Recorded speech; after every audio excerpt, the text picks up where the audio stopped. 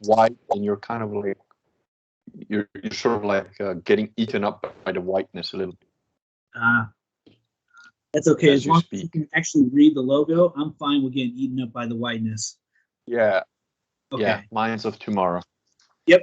There you go. So, man, I'm really excited to talk with you today. I'm not recording, or is it recording now? It's recording. Okay, you're recording the call already. Cool. Yeah. Are you recording as well? Yeah. No, I am not. But it gives me the option to stop. You should be able to record, right? I think what's going to happen is it's going to get saved after our conversation and we end it, and then it'll be in our Okay. text. Yeah. So Yeah, sure. I mean, if something goes wrong, I mean, mine works pretty well. So just let me know. I can send you the file or whatever. Sounds good. Sounds good. Cool. So before we actually get started, I actually just want to tell you a little bit about the show, how it works, and everything. So as I told you, Sure. every Monday I post a video, a new one every Monday, and then sorry, I lost you for a second. And so after that, I do excerpts throughout the week of multiple, all the variations of videos that I have on there. Conversations typically last for about an hour. I try to just let things flow. So as long as, my guest is okay with just letting it flow and isn't time restricted or anything, otherwise I'm very mindful of that. So, you can look on the channel and see that I've had like 27-minute conversations. So, but yeah, so basically for our conversation, I was just thinking about going into your journey of Catholicism, how you became a Catholic, and then from there work our way into what you're doing with is it the Kurganate that you're calling it, the little city in Italy? Yeah. Yeah. Yeah.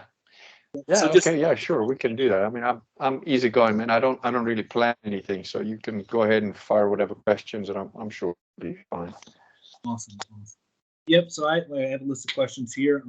But yeah, I'm really excited to speak with you, man. I've been following your stuff for about 2 years now. You're actually the reason why I actually got the law from 1917. You inspired me to get that. I was doing a deep dive into Christianity for a long time. Like I'm 25 right now, but I started my journey. Oh man, you're so far ahead of me. I'm talking to guys your age, 26. One of the most cool Crusader guys is like 26. He's read books that I haven't read yet, and he's so like young and yet so clued up on what's important. I mean, at your age, I was just people on walls most of the time.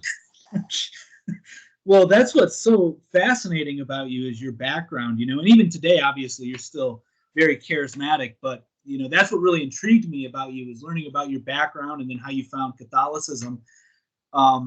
Yeah. But yeah, so like you inspired me to get the canon law. I wouldn't say I'm not a Catholic, and you may be a little disappointed because before I actually left, I would say calling myself a Christian, I was an Orthodox. I would consider myself more of an Orthodox. I wasn't baptized or anything, but that was the theology that resonated with me most, and I'm sure you hear why a lot, and that's because of I have an aversion to the kind of hierarchy that's structured in the Catholic Church, and I know a lot of people struggle with that. For me, it just makes a lot of sense the way that the Orthodox kind of run their church, and their theology to me resonates a little bit more. I like the theosis that they present. Their outlook on the afterlife, that to me was more appealing than how the Catholics view it. But anyway, today, I would consider myself I resonate more towards with the esoteric side of Christianity. So I wouldn't really consider myself a Gnostic, because I don't even know if there's necessarily a God to begin with. But I do believe in some, there's divine powers at work. But a lot of my philosophy and theology is derived from Christianity. So a lot of my worldview is. So I still respect Catholicism. Just a couple of quick questions, if you don't mind, just so I know, roughly speaking, which box to put you in. Since you don't like, authority, I think I just box you in right away. Have you read my very short book called Believe? I have not, no. Okay. Well, again, at the risk of horn, which I hate doing, and I'm bad at marketing or whatever, and it's not about that. But given what you've just told me, I think Believe might be something it's like $10, $9, something like that. I don't know. It's probably free if you've got Prime or something. And it's like 98 pages in pretty big font. So within 2 hours, you can read that book. And it covers everything from atheists to agnostics to, what I call churchians, Protestants, Catholics, Orthodox. It covers the whole lot. And I think it's a good starter. A lot of people have converted because of that book, apparently. And it gives you also a lot of references that I think will hopefully put you on a slightly better path than what I think you're on now. However, that said, given you're 25, I'm impressed we're even having this conversation. I mean, when I was 25, all I was doing was, like I said, punching people because I was training like obsessively. And I had a girlfriend, a long-term girlfriend, so I didn't even chase pussy. It was just, karate, guns, and work, which was related to security stuff. So, you're, like I said, you're way ahead of me, but there is so much information that I don't blame you for sort of thinking, oh, it's all nonsense. But it's not. It's not all nonsense. So I don't know how you want to start. You said you asked me about my background. You want to know how I became Catholic, and it's my life has been very interesting and Actually, very varied. If you're about to dive into it, I actually have an introduction that I do and all that stuff. So sorry to cut you off. Okay, you go ahead. I want to follow your lead, so you go for it. And then, so for this, I'll probably edit out this first 8 minutes of our conversation and just start from my introduction. All right, so We'll just go ahead and get started. So thanks for tuning in to Minds of Tomorrow. I'm your host, Luis Acevedo, and with me today I have Giuseppe Filoto, a.k.a. the Kurgan, and he is a prolific author. He's written, from my count, at least 8 books. One of his most popular books has been Belief, and that is a book on restoring the Catholic tradition. He's also started the largest Systema organization in London, as well as been an armed operative in South America and South Africa. And now he's a YouTuber, and most of you probably know him as the Kurgan. So I'm going to refer to you as the Kurgan because that's how I've discovered you through Vox Day and all that. So if that's okay with you, thank you for being on the show. Yeah. Oh, thank you for asking me to come on. Of course. So I think a good place for us to start is to go a little bit about your journey into Catholicism, how you actually became a Catholic. Well, my journey to Catholicism surprised nobody more than me, because I was at age 7. I remember the precise moment that I decided that Catholics specifically were absolutely insane and I wanted nothing to do with them. In Italy, still to this day, we get some religious instruction in school. And when I was 7 years old, we had the priest that was coming in a couple of times a week or whatever, answering questions and trying to teach us, Catholicism. Although I know now that he wasn't really teaching us Catholicism, he was teaching us Vatican II stuff, which is absolutely satanic, Freemasonic nonsense. And the thing that made me completely reject Catholicism forever, pretty much as far as I was concerned, was he was going on about how Jesus died for our sins. And I was 7 and I couldn't get this. I was like, well, what are you talking about? Why would an innocent guy get killed for what we've all done wrong? That doesn't make any sense to me. And so I asked him a couple of times to repeat the situation, and he kept saying sort of the same sort of thing in different ways. And I was like, well, I don't think I'm understanding this, Don Gramaglia was his name. I'm sure he's passed on now, rest his soul. And I asked him, but, I don't understand. Can I make an example? And then you can tell me if I get it or not. And he goes, yeah, sure. And I said, so you're telling me like somebody robs a bank, shoots the teller, kills the teller, runs away, then the police catch him, and instead of putting him in jail, they put an innocent person in jail, like a priest or a nun in his place. And he goes, that's right, boy, you got it. And at that moment, I just felt the steel wall come down and go like, these guys are... And that was it. and then, all the other stuff that comes out with the supposed Catholic Church, pedophiles and, kids and all that stuff. So I was just like, these guys are completely wrong. And then the doctrinal brainwashing that we're all being subjected to, the zeitgeist of the planet, which is, the Dark Ages, and they were just burning random women at the stake and all that. So I never delved into it. And then I've lived very much a heathen lifestyle. I mean, I had a sense of justice and honor that was always very strong due to my family background or whatever. But essentially, I did whatever I wanted to do, and I treated people honorably as long as they treated me well. And I just did what I wanted to do, pretty much. And then I had a daughter, and as it happens, my daughter was kidnapped by her mother to Brazil when she was 15 months old, and I didn't sleep for a week. And then I went to see a film called Cloud Atlas. Now, people will tell you can't not sleep for a week. That's not true. The record is 11 days.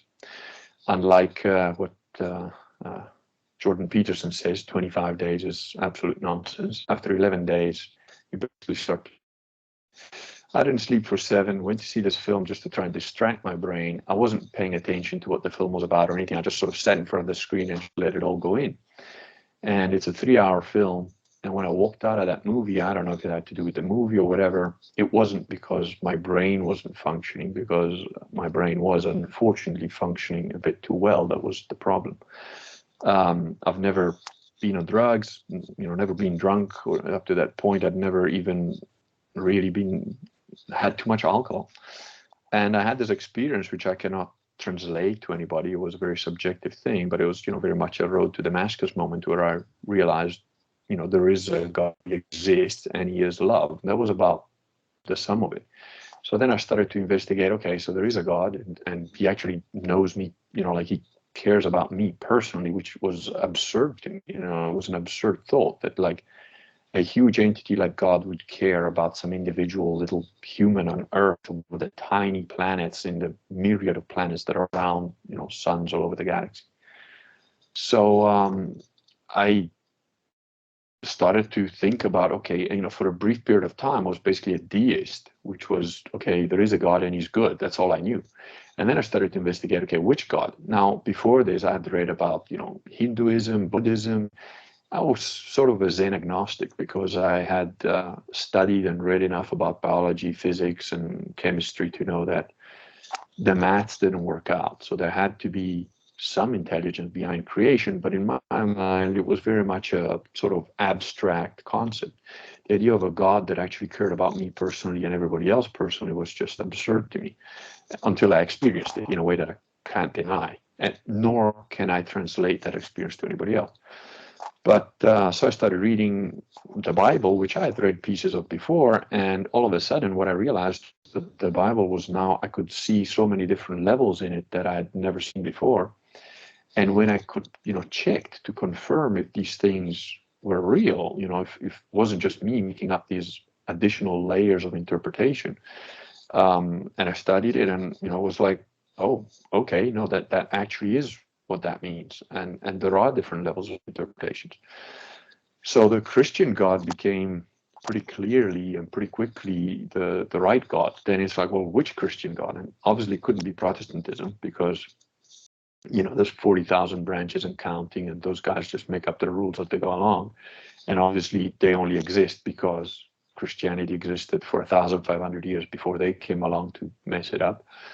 So it had to be Orthodoxy or Catholicism or Copts. Now, I don't know anything about the Copts very much, other than they're very similar to the Orthodox in many ways.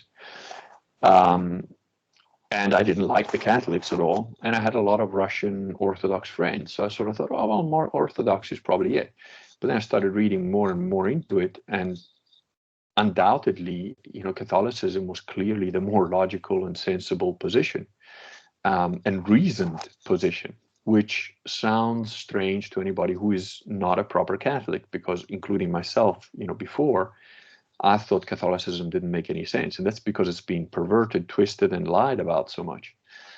But so it was a a process, it was an instant process in terms of the road to Damascus moment, but then it was a gradual process in terms of, studying through, reading patristic fathers and so on. And from the moment I had the road to Damascus moment to the moment that I got baptized, that was 4 years of intensive study. When I say intensive study, a lot of people, a lot of arrogant idiots actually have said, oh, you're just a new convert. You've got the zeal of the new convert. And I'm like, nah, you people don't understand what I'm like. When I study something obsessively, in 6 months, I can basically get to the level of a guy who's got a PhD in it and has then worked in that field for about 3 years, roughly speaking. And I'm not just blowing up my ass. I've done that with things like brain cancers and stuff like that for people that I cared about at the time. And I could converse with the top surgeons and doctors in that field after 6 months of research. Now, this was, to a certain extent, even more important to me, and I'd done about 4 years of research on it. So I kind of covered pretty much what you would do in, maybe a decade or more of deep theological studies. And I read the Code of Canon Law from cover to cover. And when I came up with Canon 188 Part 4, I thought, wait a minute. And then I thought, well, I can't be the only guy. That one of the things that helped me a lot was like, well, I can't be the only guy that's figured this out. And then I'd look for like people that had come to the same conclusions. And invariably, there's plenty of them, from Thomas Aquinas, St. Augustine on, or whatever. And so then I found out about Sedevacantists. And I studied that for a while. I started to attend their masses while just sitting at the back, watching what's going on. And sitting at mass had a profound effect. So eventually I baptized, and the rest is sort of, I think most of the rest. Right. Long answer to your short question. No, I love the long answers. So, the Mass, you brought up the Mass, and you inspired me as we were talking before the show to actually attend a Latin Mass. I was in search for one. Here in Ohio is where I'm located. And so I was, I went to the website that you recommended, and I found a Latin Mass. Yeah. And I have to say, it was probably the most in touch I felt with God or whatever divine being, you believe there to be. Because as I mentioned before too, I've went to the Orthodox Church and attended their service. And although I resonated more with their theology, the Mass, the Latin Mass, there was just something about it. I couldn't really understand what they were saying, but just everything about it. My wife went with me too to one of them, and we both agreed that it was like, it put us in the most meditative, easy to praying state that we've ever, been in, even in our own home. So it's just amazing. So anybody that isn't even Christian, I would recommend attending a Latin Mass if you can find one, because it's just something about them. Now, in your introduction, you mentioned briefly Vatican II, and you mentioned Sedevacantists. We'll get to the Sedevacantists in a moment, but could you maybe go into a little bit as to what the Vatican II is and why you believe, and from what you found, it to be heretical? Okay. First, a slight point of correction. It's not what I believe. It's what the Church absolutely and infallible teaches you. The Catholic Church has got its dogmas all written down. And there are various books that you can buy and read on them. But essentially, you can read Denzinger or Ludwig Ott, or, there's a bunch of them that have written down, papal encyclicals all over. But if you read the Code of Canon Law, that pretty much has all the rules of the Church in one book. And that was the intent of Pope Pius X. So when people, the reason I'm particular about this is because, of course, Sedevacantists get accused by everybody, the Churchians, the Protestants, the fake Catholics, that, oh, you cannot judge, you're making yourself your own Pope and all that nonsense. No, there are dogmatic principles of Catholicism which are absolutely inflexible. I'll give you a very simple example that everybody can relate to. In Catholicism, you're not allowed to convert anyone to Catholicism by force. It is against the basic principle of Catholic dogma. So unlike Islam, if I put a gun to your head and I say you're Catholic, that doesn't count. It doesn't matter what you say, it doesn't count. Similarly, you cannot force somebody to get married against their will. It's just basic Catholic dogma. There are certain Catholic principles that they are absolutely inflexible. Now, there are also Catholic rules that relate to the clergy or how the church is run, and those are worldly rules. They can change with time and place and whatever, but the divine rules don't change. For example, Catholics are not to pray with or be in communion with Protestants or, schismatics or Buddhists or whatever, because there is one true church. There is one true set of rules that most clearly is closest to God's idea of what he wants us to do here. And if you deviate from that, you're clearly in error. So, it's very simple. When you say, oh, you're a sedevacantist because in your opinion, Vatican II, no, it's not my opinion. It's Catholic dogma, infallible Catholic dogma that's been around for 2,000 years. With respect to Vatican II, why it is absolutely heretical is because they turned on their head pretty much all the divine Catholic rules that are, for example, one of the Catholic dogmas is there is no salvation outside of the Catholic Church. So if you're not inside the Catholic Church, you will not get saved. Now, there are some very tiny exceptions, and they're not loopholes. They're tiny exceptions, because what does it mean to be inside the Catholic Church? Does it mean to be baptized, attend Mass? And yes, of course it means all of that. But what if, let's say yourself, after this conversation, magically, because I'm such a charismatic, powerful man, you decide that, yeah, Catholicism is true, it's right. I'm going to rush out there, get myself baptized, and become a good Catholic. And as you're on your way to getting baptized, you get run over by a bus and you're dead. Now, God is not a lawyer. He's not going to go like, oh, this guy, Louis, great guy. Yeah, he was going to get back. Oh, he didn't get to baptism. Oops, sorry, going straight to hell for eternity. Doesn't work that way. And that's what baptism of desire is. So, you weren't faffing about. You weren't sort of there going, oh, well, I want to buy some ice cream first. And then, well, maybe I want to go see my girlfriend.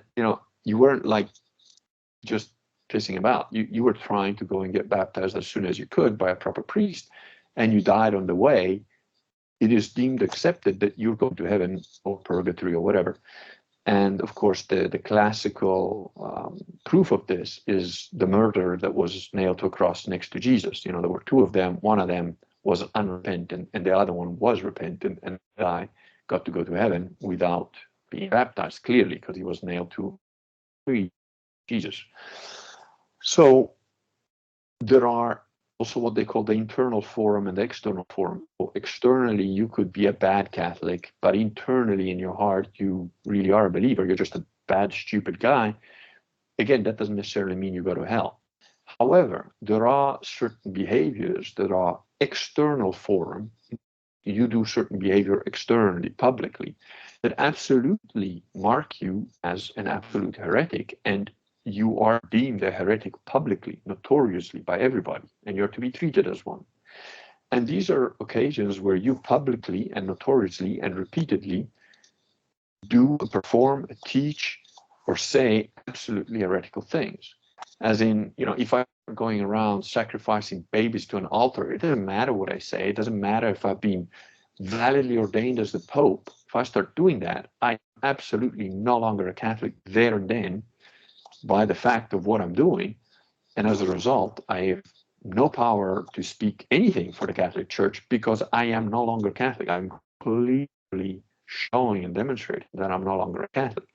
Now, Vatican II, if you accept what is in Vatican II documents, 15 of which are completely heretical, they've got heresy directly in them. There's documents.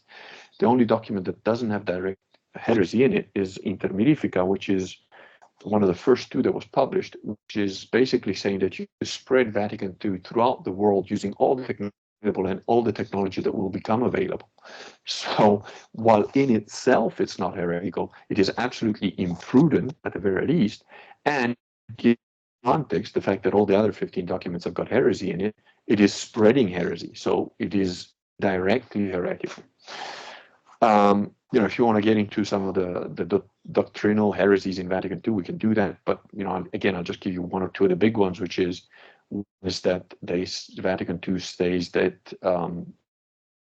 all sorts of other religions can lead to salvation, and that cannot be true. If there's one true Holy Apostolic Catholic Church, then you're not going to be saved by being a Muslim. It's just not going to happen. And, a lot of people don't like this. It's not polite. People, you're going straight to hell because you're a degenerate, deviant who, you know, does heretical stuff.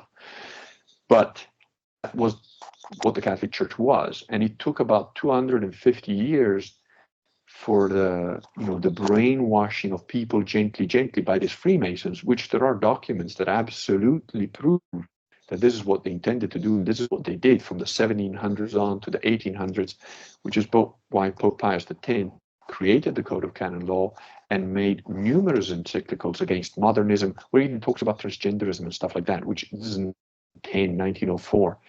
You know, he was way ahead. He knew because he had seen the infiltration in the church. So it's not my opinion.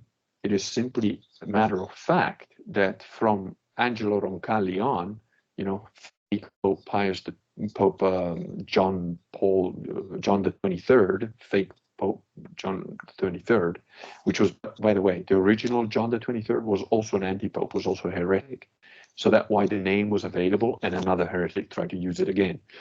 Roncalli was, he passed one of the first two documents of Vatican II, which has heresy in it, and therefore that makes him a heretic posthumously. He was also Freemason, and he was also invalid elected, which we found out later. But even just at the time when we didn't know these things for sure, we could still say he was a heretic pope because he passed one of the first two documents, which was heretical. And of course, Montini afterwards, you know, fake Paul VI. He just promulgated the whole of the Vatican II documents, and every fake pope since has continued to promulgate this absolute heresy. So, to make it in simple terms, it's like you're saying, "Oh, I'm a basketball player," and then you turn up on the basketball court with a golf club, and you just try and hit everybody in the head, and you're saying that you're playing basketball. You're not a basketball player, and you definitely are not part of the NBA. So, simple terms, that's where it's at. It's not my opinion. Anybody that knows anything about basketball would say this guy is just crazy. He's wrong. He's evil. He's mad. Whatever. But he's definitely not a basketball player. Right. So you, from what I gather from a lot of your work, you call a lot of popes. You know, a lot of people think that just Pope Francis is the anti-pope. He isn't actually the pope. A lot of people agree on that. But where you cause a lot of controversy is going back much further, as you just did right there, to, I think, Paul, you said John Paul the 23rd, was that right? No, sorry. So the last valid pope was Pope Pius XII, and he died on the 9th of October of 1958. And there's not been a valid pope since then. Now, that's not just my position.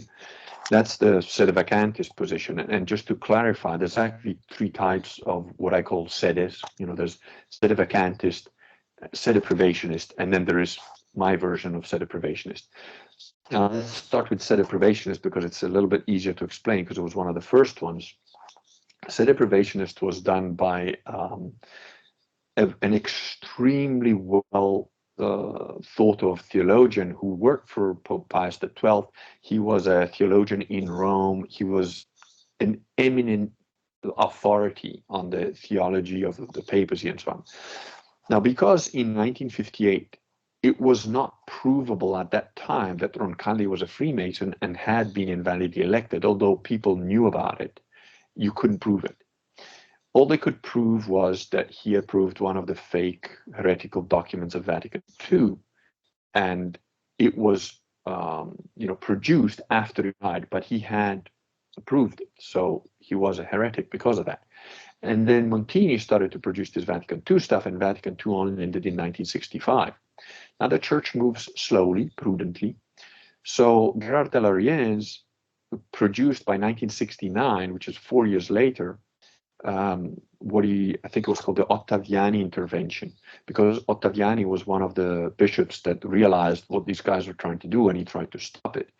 And Delariens basically, at the time, was very confused. It was like, what is going on? Who are the fake bishops? There was a lot of Freemasonic infiltration. So it wasn't clear who was a valid bishop and so on.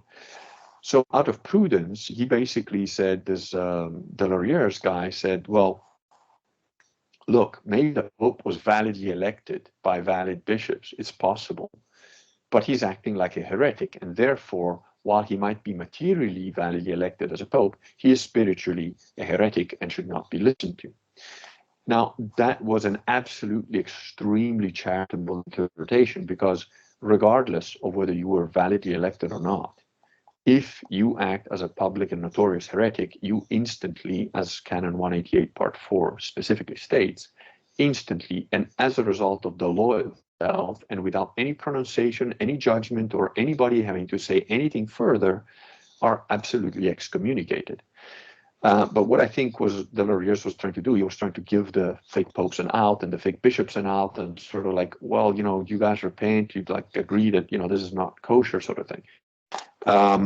With hindsight of the next 60, 70 years, we can tell without a shadow of a doubt that those popes were all fake popes, and that all the bishops that voted them were fake bishops. And in fact, there isn't a Catholic left in the Vatican as we stand today.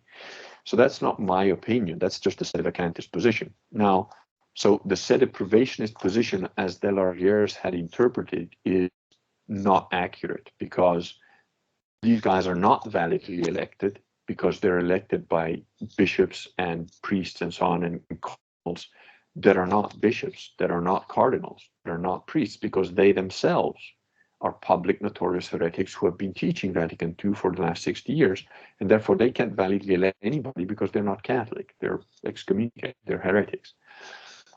But this wasn't clear in 64, 65, 67, you know. There was, however, Bishop Thuck, which was a sedevacantist bishop who realized he was a bishop, he was made ordained before Vatican II, so validly ordained, and realized that Vatican II was absolute heresy. And as a result of that, he ordained a bunch of other people as bishops and so on, and they're what they're known as the Thuck line of bishops. So the apostolic tradition of you know, apostolic succession from one bishop to the next and to the next has been carried through by this Archbishop Thuck, which, you know, is very much a parallel to what happened in the Arian heresy. In the Arian heresy, pretty much everybody became an Arian except for Athanasius. Athanasius was one hard-headed bishop who got exiled a number of times by different emperors because he was like, nah, these guys are all heretics. And there was a phrase that they were using, was, you know, to do with the credo, and the real Catholics were saying, you have to say this phrase in order to be a Catholic. And the Arians even said, okay, we'll say the phrase, but they said it in words, but they didn't mean it. And Athanasius stuck to his guns and said, nope, you're still a heretic. It doesn't matter that you say the right words if you don't follow through. And which is very much what the Freemasons, Satanists, Gnostics do. They pervert language, they pervert words, and they pervert the intention, the spiritual intention of what is clean, true, beautiful, and honorable. And you know, if you're on Social Galactic, you'll see this fake that's been going on and on and on, trying to protect Milo the Freemason, which have been, you know, and they just try and change words and the meaning of words and just lie as they breathe. So Athanasius was one of the very few and only bishops that held his guns, and Arianism, as a result of it, eventually died out because one guy held to his guns. So Bishop Tuck created a bunch of other bishops, some good, some bad, but they are the line of bishops that is the most valid, and there are a lot of valid bishops, you know,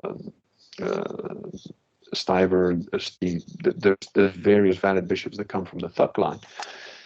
And so then there is the sedevacantist. So that answers the sedeprivation position, which is now sort of invalid. But the sedevacantist position is also a little bit invalid because the sedevacantists are saying the chair is empty. Well, that is obviously not the case. The chair is not empty. It is filled with an impostor. And that's where I get my term sedeprivationist, because the chair is not empty. It is filled with somebody who's preventing a proper pope from filling it. So it's preventing privation of filling the church, the chair properly. And that is my sort of, I'm trying to rename sedeprivationism as the more correct technical term, although I don't mean it as De Lauriers meant it. I mean, I'm more on the sedevacantist side, as in there has been no valid pope since 1958, but, and not validly elected either. But there is some preventing us from having a proper pope. So I hope that explains it. And I'm sorry if my answers are too long. Just cut me off if I'm going on too much. No, like I said, I'm not joking when I like the long answers. So it sounds like this is something that has just happened historically with the Catholic Church, the need to preserve it. This isn't the first time there's been an infiltration, from what I'm understanding. And I mean, you can look back at church history and see that as well. Now, I want to touch on something a little bit different, though. The Novus Orcos Mass. I've heard you refer to it as that. Yeah. And could you explain what that is? I Yeah. know it's in line with Vatican II, and Yeah. you in the church, the true church, would consider it heretical, if I'm not mistaken. Yes, it is, absolutely. So what happened is, again, one of the various popes wrote, and it's a papal encyclical, Quo Primum, and it's about a page long. And in essence, by the way, it's at the back of my book, Reclaiming the Catholic Church. I've got that one of the appendixes, so you can read it for yourself.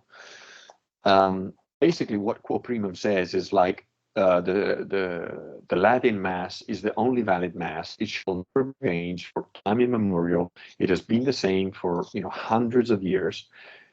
And up until 1958, you could go to a Catholic Mass in Vietnam, in China, in America, in Europe, Africa, in Australia, and in Antarctica, if they ever had one there, and it would be identical. It would always be the same Mass.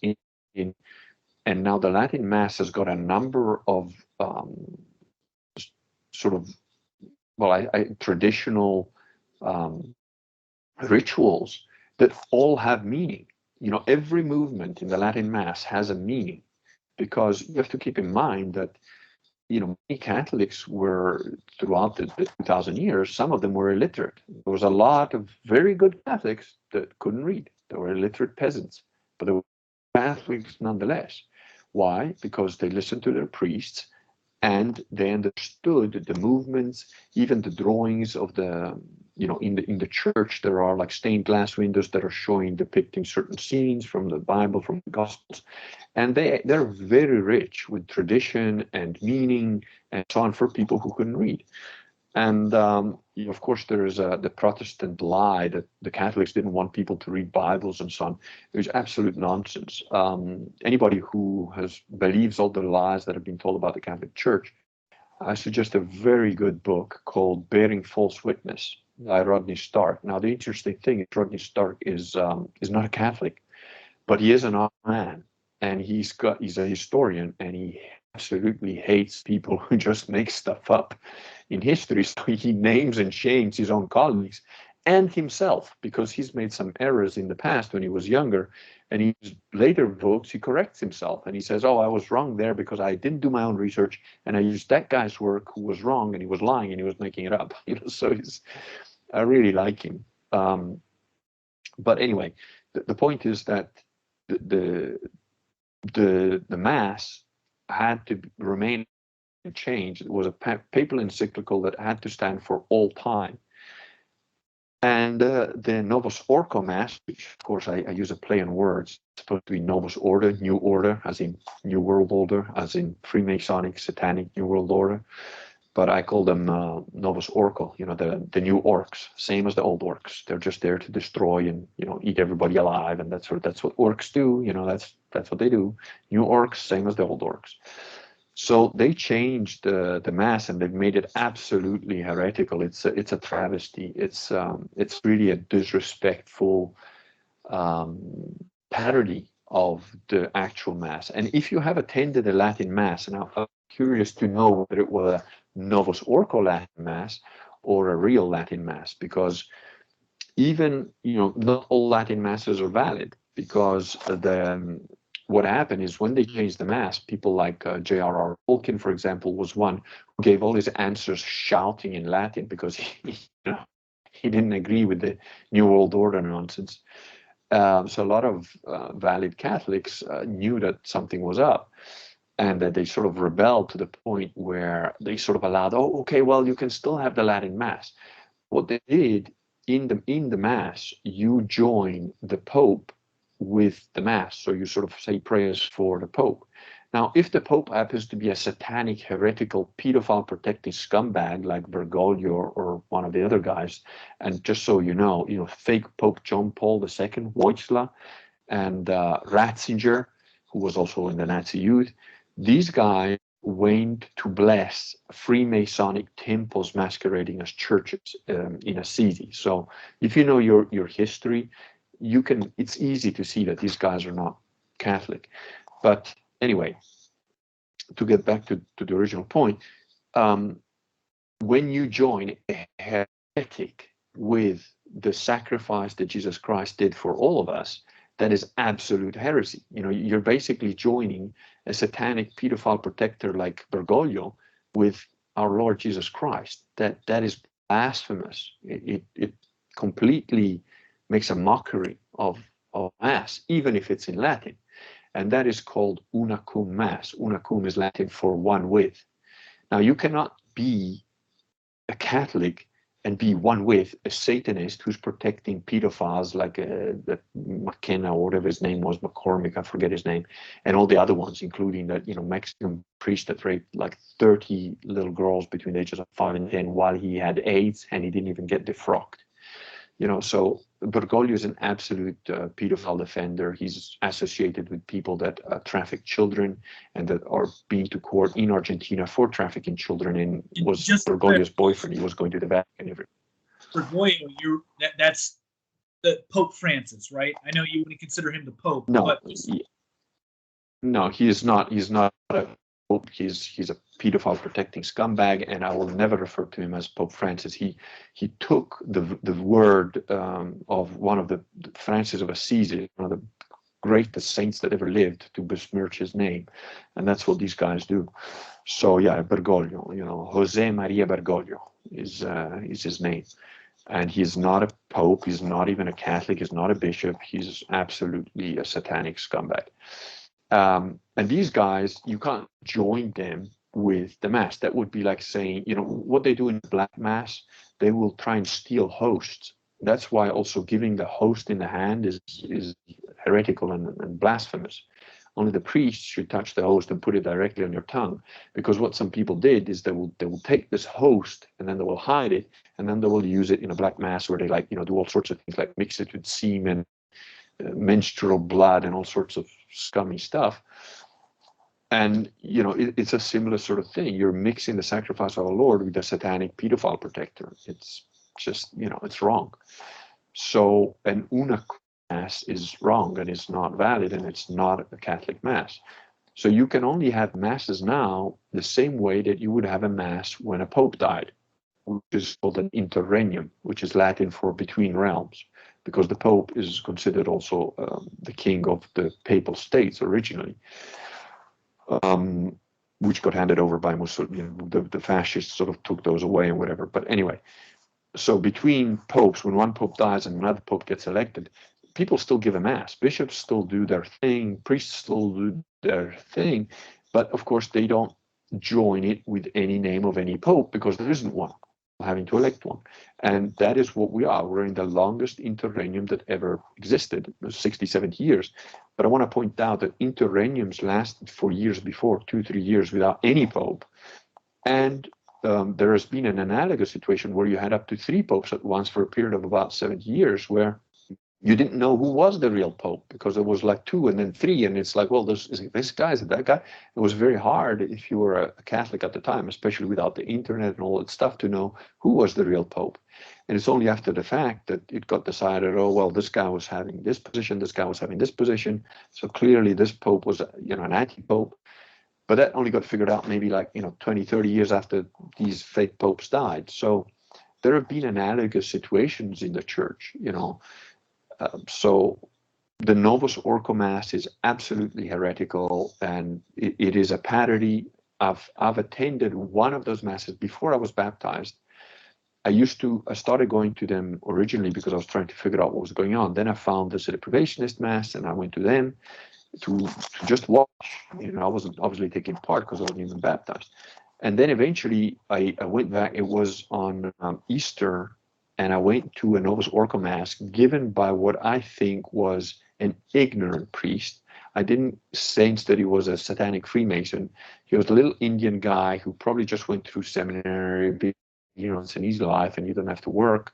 and he didn't know anything. He probably doesn't even know what Vatican II is. And I think he tried his best to do what he thought was right, but it was an absolute parody. I walked out of it halfway through it. And the reason I walked out of it is because I thought that that priest was ignorant and innocent in his form. Because if I had thought that he was intentionally doing that parody, I would have been unable to stop myself from going up to him and probably bodily trying to throw him out of the church.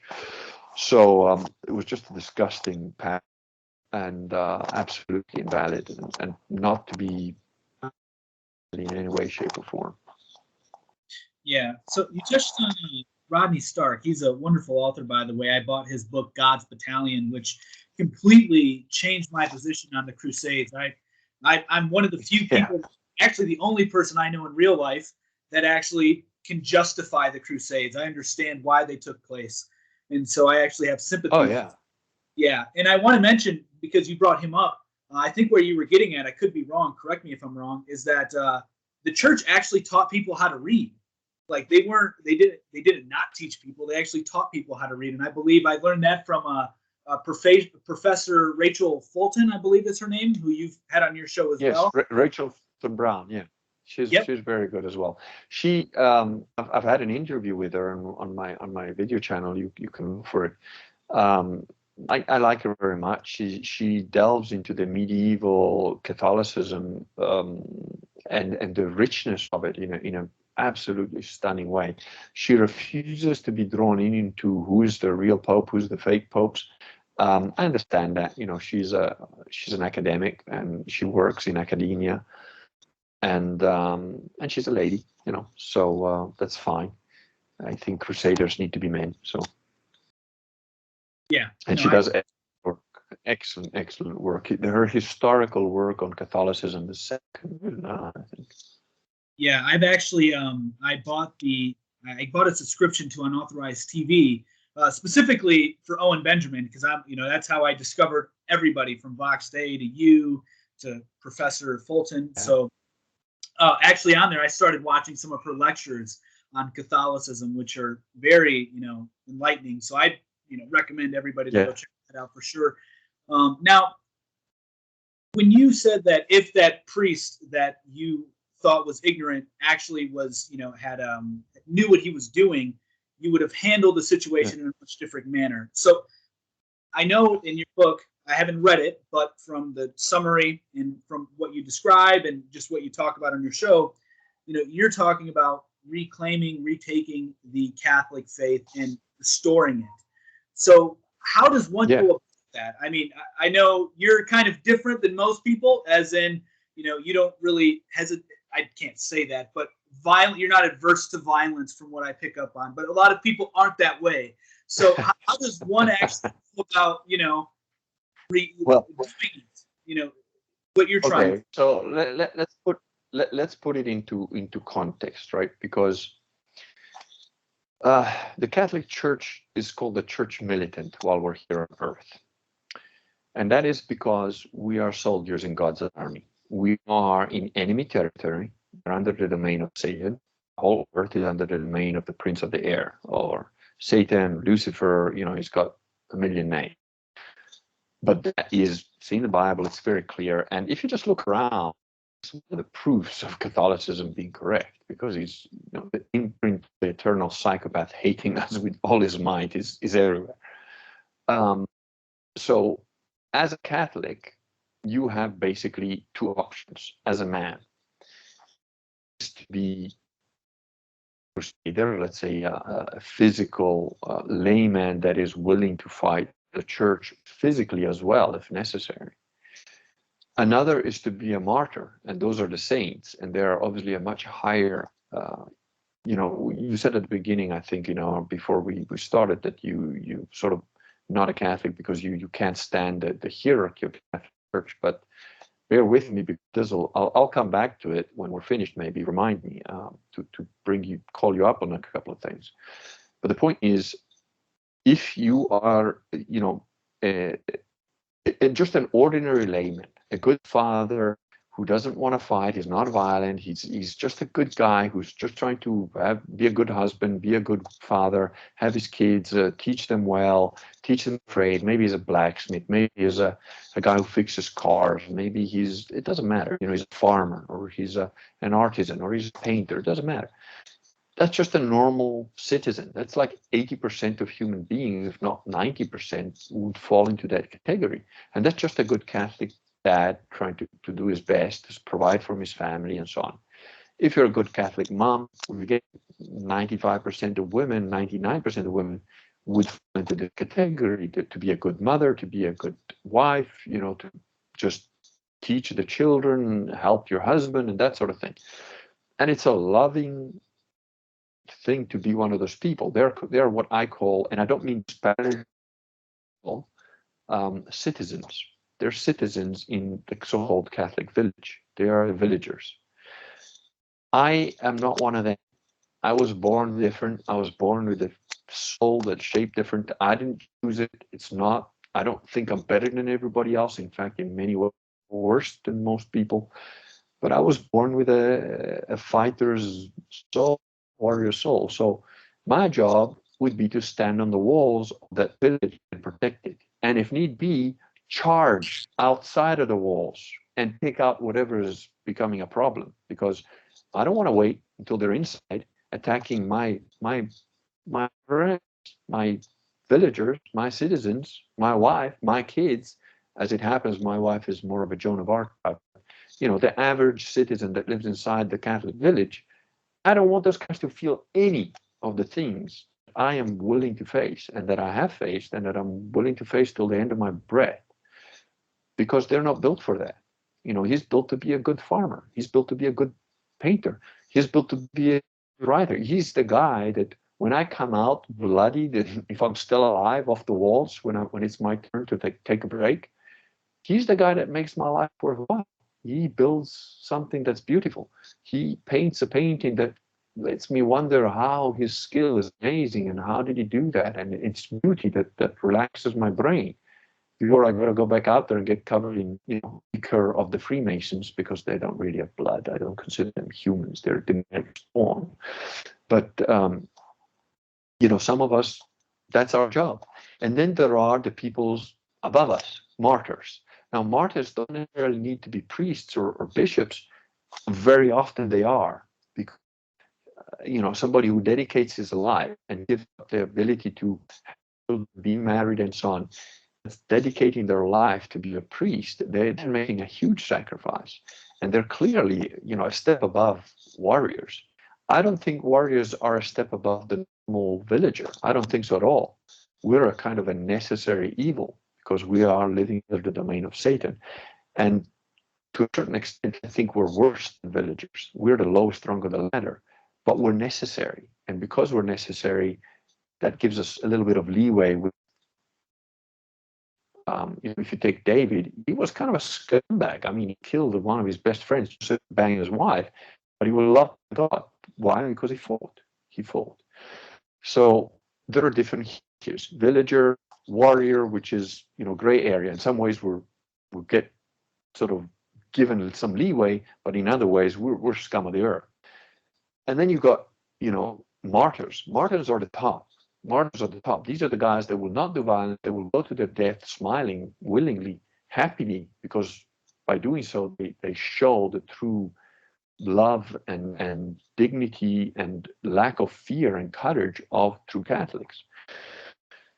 So those are the three rungs, the three choices that you have as a man. You got to pick one of them. Now, I didn't get to pick. I am, and I believe that most of us are what we are. I don't know that you can choose. I have no intent, and I'm telling you right now, before God is my witness, I will drop to my knees and beg God, please don't make me a martyr. And I know that places me on a lower rung. If, when we do go to heaven, if I ever get there, because my time in purgatory is going to be long, my friend, and some guys are staying there till almost the end of eternity. I hope I'm, because purgatory is hell. So I don't want to be there at all. I think, unfortunately, I'm probably going to be spending quite a long time there. But even if that's the case, And I'm like, dude, I don't want to be a martyr, because a martyr is the kind of guy that lets his wife and children get murdered, get nailed to a cross without fighting back. And I can't do that. That's not my nature.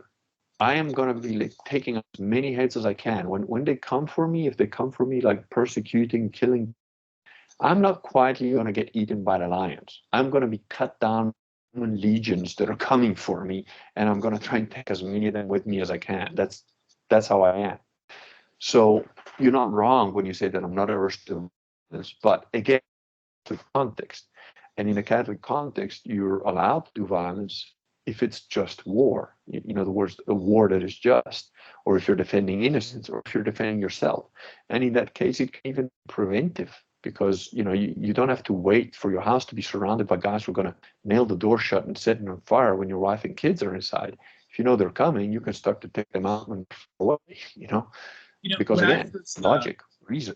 Exactly. No, and I was just about to say it's very logical and consistent with what the entire Bible talks about how God is. Yeah. And you're actually the first person I discovered who would actually honestly say that no, like there is a warrior class. That's a good thing. It's not a bad thing. Like it's a necessity in the world we live in. And that to me always made sense, because when I started off my spiritual journey in Christianity, I began as a fundamental Baptist. And I read all Baptist history books, and as soon as I read the first one, I was like, this is bullshit, man. This isn't real. Like this, there's just so much inconsistency. And one of the things that I would press my pastor on at the time was war, actually, because a lot of Christians are just so, the way I phrase it is pussified. And, like... But they're not Christians, they're churches. Fair enough. I could definitely see that. Fair enough. And so what I was asking my pastor, I was like, so let's say another religion, unsaid religion, came over on our church property and started up another church. And then they began to, and it was nice at first. And you didn't see, there was no external bad behavior taking place. But inside they were conspiring to do something to our church and replace it. What do you do then? Do you just let them slowly tear down our church, or do we fight against them? And then the response was always, that's a property dispute. That has nothing to do with God. And it's like, there's no consistency. Like, are you kidding? You see, but this is why that's what allowed Vatican II to happen. Catholicism civilized the world, and then everybody got soft, and all the priests and all the bishops and even the laymen, they all became like, oh, well, it's a benefit of the doubt. No. Do you know who one of my character models that I hope to, that I aspire to be as good as he was? And he was an absolute ruin of a human being. And that is Jean-Paul Le Valette. He was the chief of the Knights of Malta, who at 7 years of age, wounded in the leg, with no armor, stood on the walls defending against the Muslim with his two-handed sword, swinging wildly away, chopping ahead. And all his men were like, please come down from the wall. We're in danger of dying, and you're our chief. But he did it because he knew, like, hey, on the walls, a single man, and they were all wounded. They were all half dead. He's fighting as hard as they've ever fought, just because out of duty and an honor and a sense of like, well, my 71 and he's wounded in the leg and he's not even wearing his full armor. He's fighting. Oh, got my armor, and I've got one arm that works, so they're all going to be there. And his men were imploring him, please come down. And his statement to them was, I've lived a full life, and if I die in battle, what better way to die? What a guy, right? But what most people don't know, Jean-Paul Le Valette, he had two illegitimate children. I'm sorry, go ahead. He was banking. Yeah, so what people don't know about him, he had two illegitimate children. He was banking wives of various nobles, and he killed a man for blasphemy by beating him to death, spent some time in a galley as a slave, and went to jail for beating this guy to death for blasphemy. I don't know exactly how he got out. So he wasn't exactly, by the time he was the chief of the Knights of Malta, another thing he did, which horrified the Knights, was when Muslim captured some knights, they would beat them to death by hitting them on the bottom of their feet, which is called bastonada. They would kill you by beating your feet so much that they would crack the bones and eventually you die. Horrific way to go. While they were crucified, and then they would float the crucifixes into between, in Malta, there's like two castles sort of facing each other, and in between they would float the bodies down the river. So, lying the knights, and Jean-Pierre de Valette said, right, bring up all the all the Muslim prisoners, brought them all up, decapitated them all, which was like, but wait, the prisoners were supposed to have, Christian charity, cut all their heads off, loaded the cannons with their heads, and shot their heads into the Muslim encampments. That's a man after my own heart. I understood when I read that part, I burst out laughing because I'm like, oh yeah, he gets it. Now, as I said before, I'm not against violence when it's required. Is violence the way of God? No, it's not. Killing is always wrong. I've always believed that since I was 15, 16, and I thought it through. And I was pretty atheist then. Killing is not the way of man. It is not the right way. It is not the way of God. But we are not living in the city of God. We're living in the dominion of Satan. And over here, despite what people say, two wrongs don't make a right. Yeah, well, some people have to do maths. Because two minuses make a positive. Exactly. So, Yeah, no, and that's... And there's a lot of churchianity, a lot of fake churches that are like, turn the other cheek means you should let somebody rape your wife in front of you and not harm them, maybe offer them a glass of water because, they might be thirsty. No. Turn the other cheek means personal offenses to you should be ignored. And I have, unbelievably for people that think they know me from, YouTube or whatever, and they haven't got a clue. They don't know a damn thing about me. I've had offenses done to me personally of a level that most people would consider acceptable for those people to be hung, drawn, and quartered, that I've just ignored.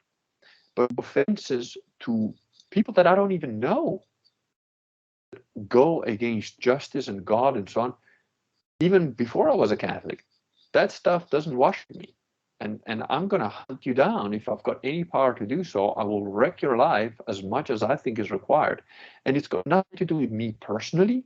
It's not a personal thing. It's got nothing to do with anything you've done to me personally. It's got to do with a sense of justice.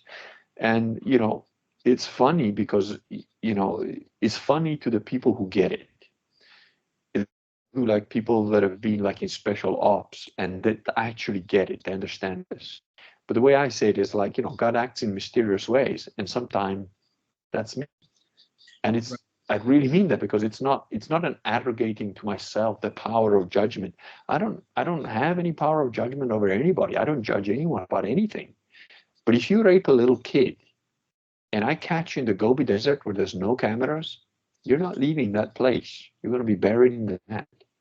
And I don't care that I don't know that kid. If I have absolute proof to my satisfaction that you did that, you raped a little 2-year-old, and we're now in the Gobi Desert, and I find out, you're going to disappear. And I don't care about the human laws regarding that, and I don't care about anything, because I know that in the world that we live in, that kind of person needs to be removed from society. And since I don't have the power to put him in a cage for the rest of his life, but if I'm in the Gobi Desert and there's no cameras, he can have an accident. Too. So I'm not sure if you've looked at any of the archive videos I have, but I've spoken to a lot of transhumanists, and I've spoken to the co-founder of the Mormon Transhumanist Party, or Association rather, and then the Christian Transhumanist Association. Oh my God. I have to apologize because... Go ahead. It's all good. It's all good. No, sorry.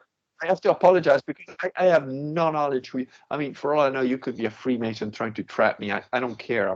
I had no time to look at your site. So I don't know anything about you. But it's very interesting. You've interviewed a bunch of Satanists. Do go on. If you want to call them that, yeah. So what I was going to say is that a lot of the belief there is to end all suffering and to have no violence. And that never made sense to me, as we were already talking here. Like, there always has to be sense of justice in some way. I've always resonated with that. But Yeah. what I will say that I know is maybe you'll see my inconsistency here because you're a very smart guy, but I actually have a different opinion than you when it comes to, killing isn't necessarily right. It isn't the just way. I tend to take a more naturalist view, and I'm like, well, the world's all filled with animals killing animals. I consider humans to be a different form of animal, so I'm like, this isn't, any inconsistency here.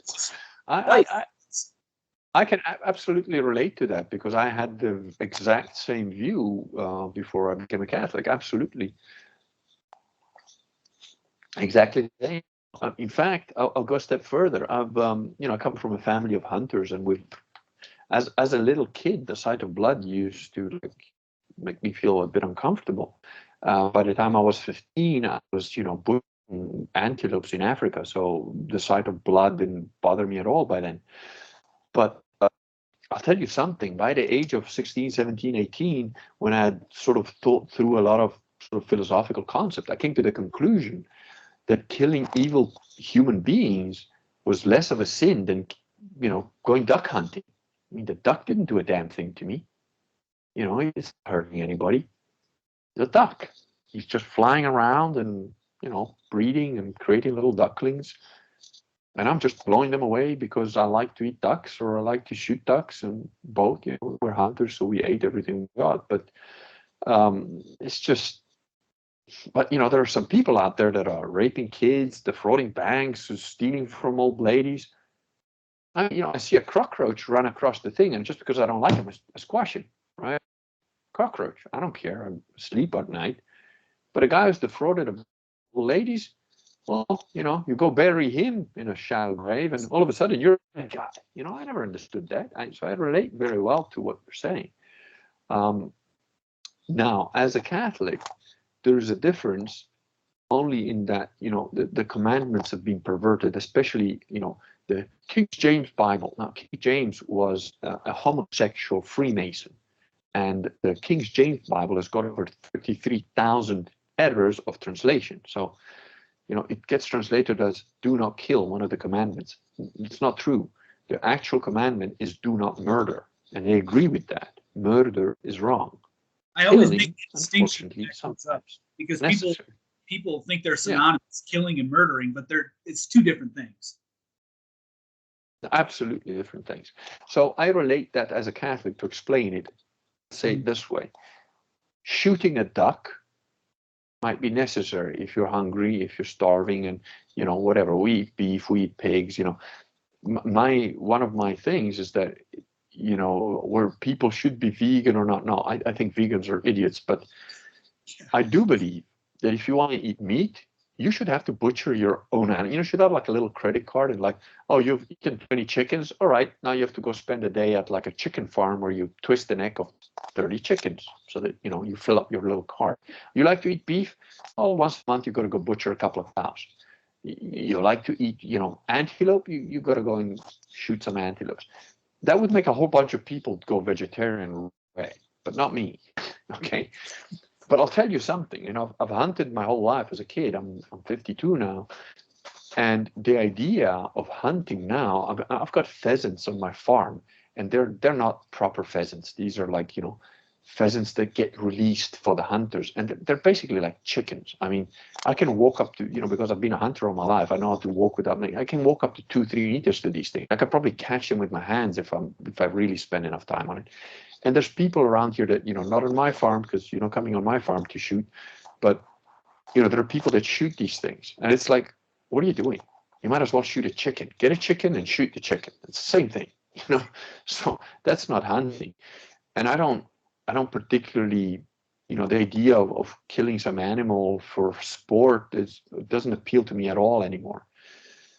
Now, if they gave license for politicians, I mean, I'd be out there for weeks at a time, man. I would just take a lot of ammo and just water, I'd come back all bedraggled, with a beard, and I was like, oh, I had a good one. I couldn't carry them all back. The car's full, and so's the other car and the truck. But we had a good month.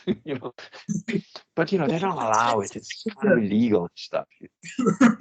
I know we're having fun here. I want to tie this back into what you were talking about, the tiers, that little hierarchy you were talking about, the villagers, martyrs.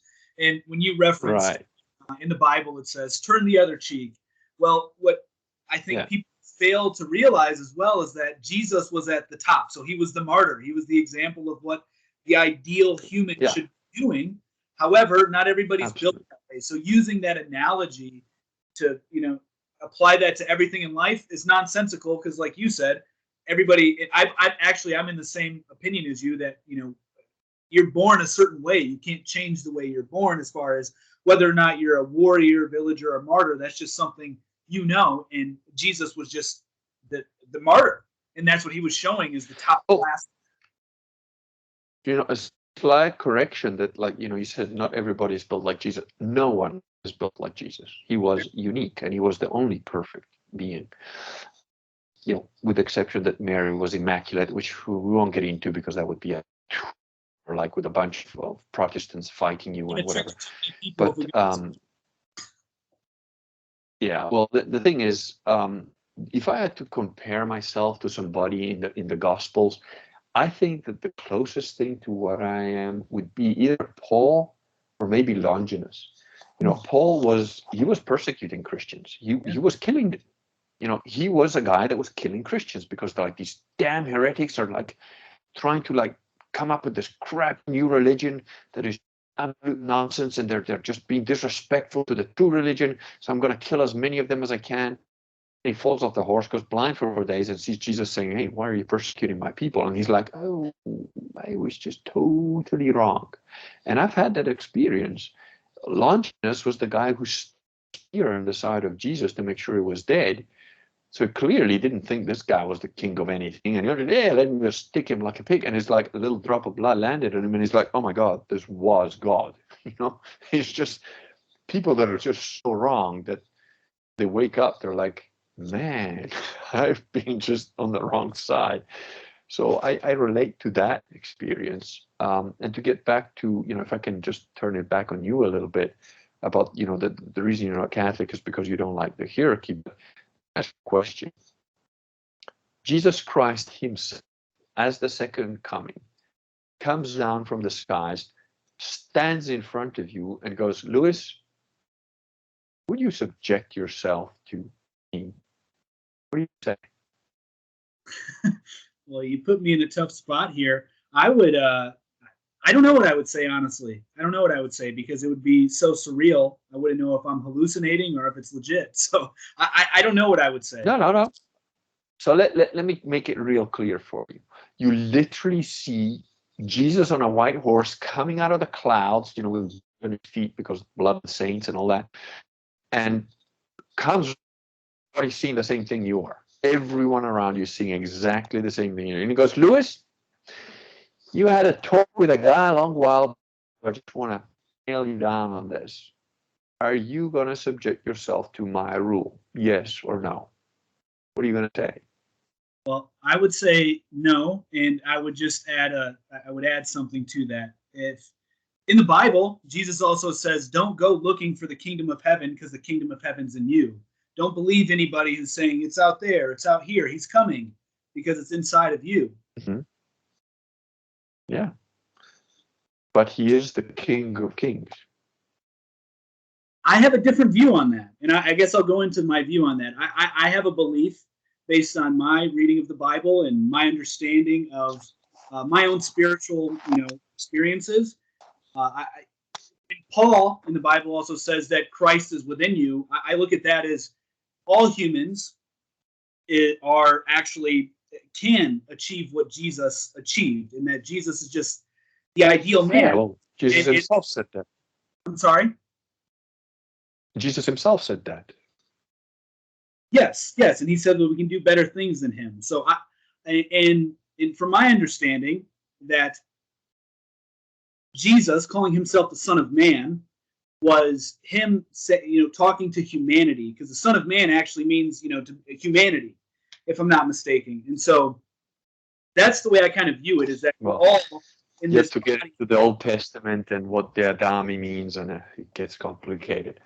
But I see where you're coming from. I think I've figured out what the situation is there. So I'm guessing, in fact, no, I'm not guessing. Based on what you've told me, I can tell a number of things about you. You've never served in the military, and you've never done any serious martial arts. Am I correct? No, I actually wrestled for 4 years in high school, and yeah, so if you would consider that a martial Wrestling is no, wrestling is art. I also boxed. wrestling is okay. Wrestling and boxing are the peasant version of martial arts, and I'm not disparaging you by saying that. I'm just saying they don't have a hierarchy as much because they're focusing on technique more than anything else. Okay. My point: did you do the boxing? Mm-hmm. I'm sorry. How long did you box for? How long did you box for? Well, it was nothing like actually like sanctioned. My dad grew up boxing and stuff, so like I would box with my friends and things like that. So it was nothing like professional, but my dad was a really good boxer back in the day, so he trained me a lot. And so I always say that I boxed, but I never really actually, did a weight class or anything. All right. Like so how old is your dad? My dad, I believe he's like 42, 43. All right. So he's younger than I am. So let me put it this way. You're 25 now, he's 42. Let's give it another 20 years, 10 years. Let's say when you're 35 and he's 52, he's my age, and maybe you train some more, you become fitter, and you could physically knock him out. You know that you physically could take you. Ask it again. You're breaking up, kind of. Okay, I'm saying, so your dad's a good boxer. He's now. Let's say give it another 10 years, and let's say you get into boxing more. So you're going to be 35 10 years from now. Your dad's now 52, my age. And let's say at 35, you're fit, strong, and you could take him out as a boxer. You just know that physically you would take him out. Would you?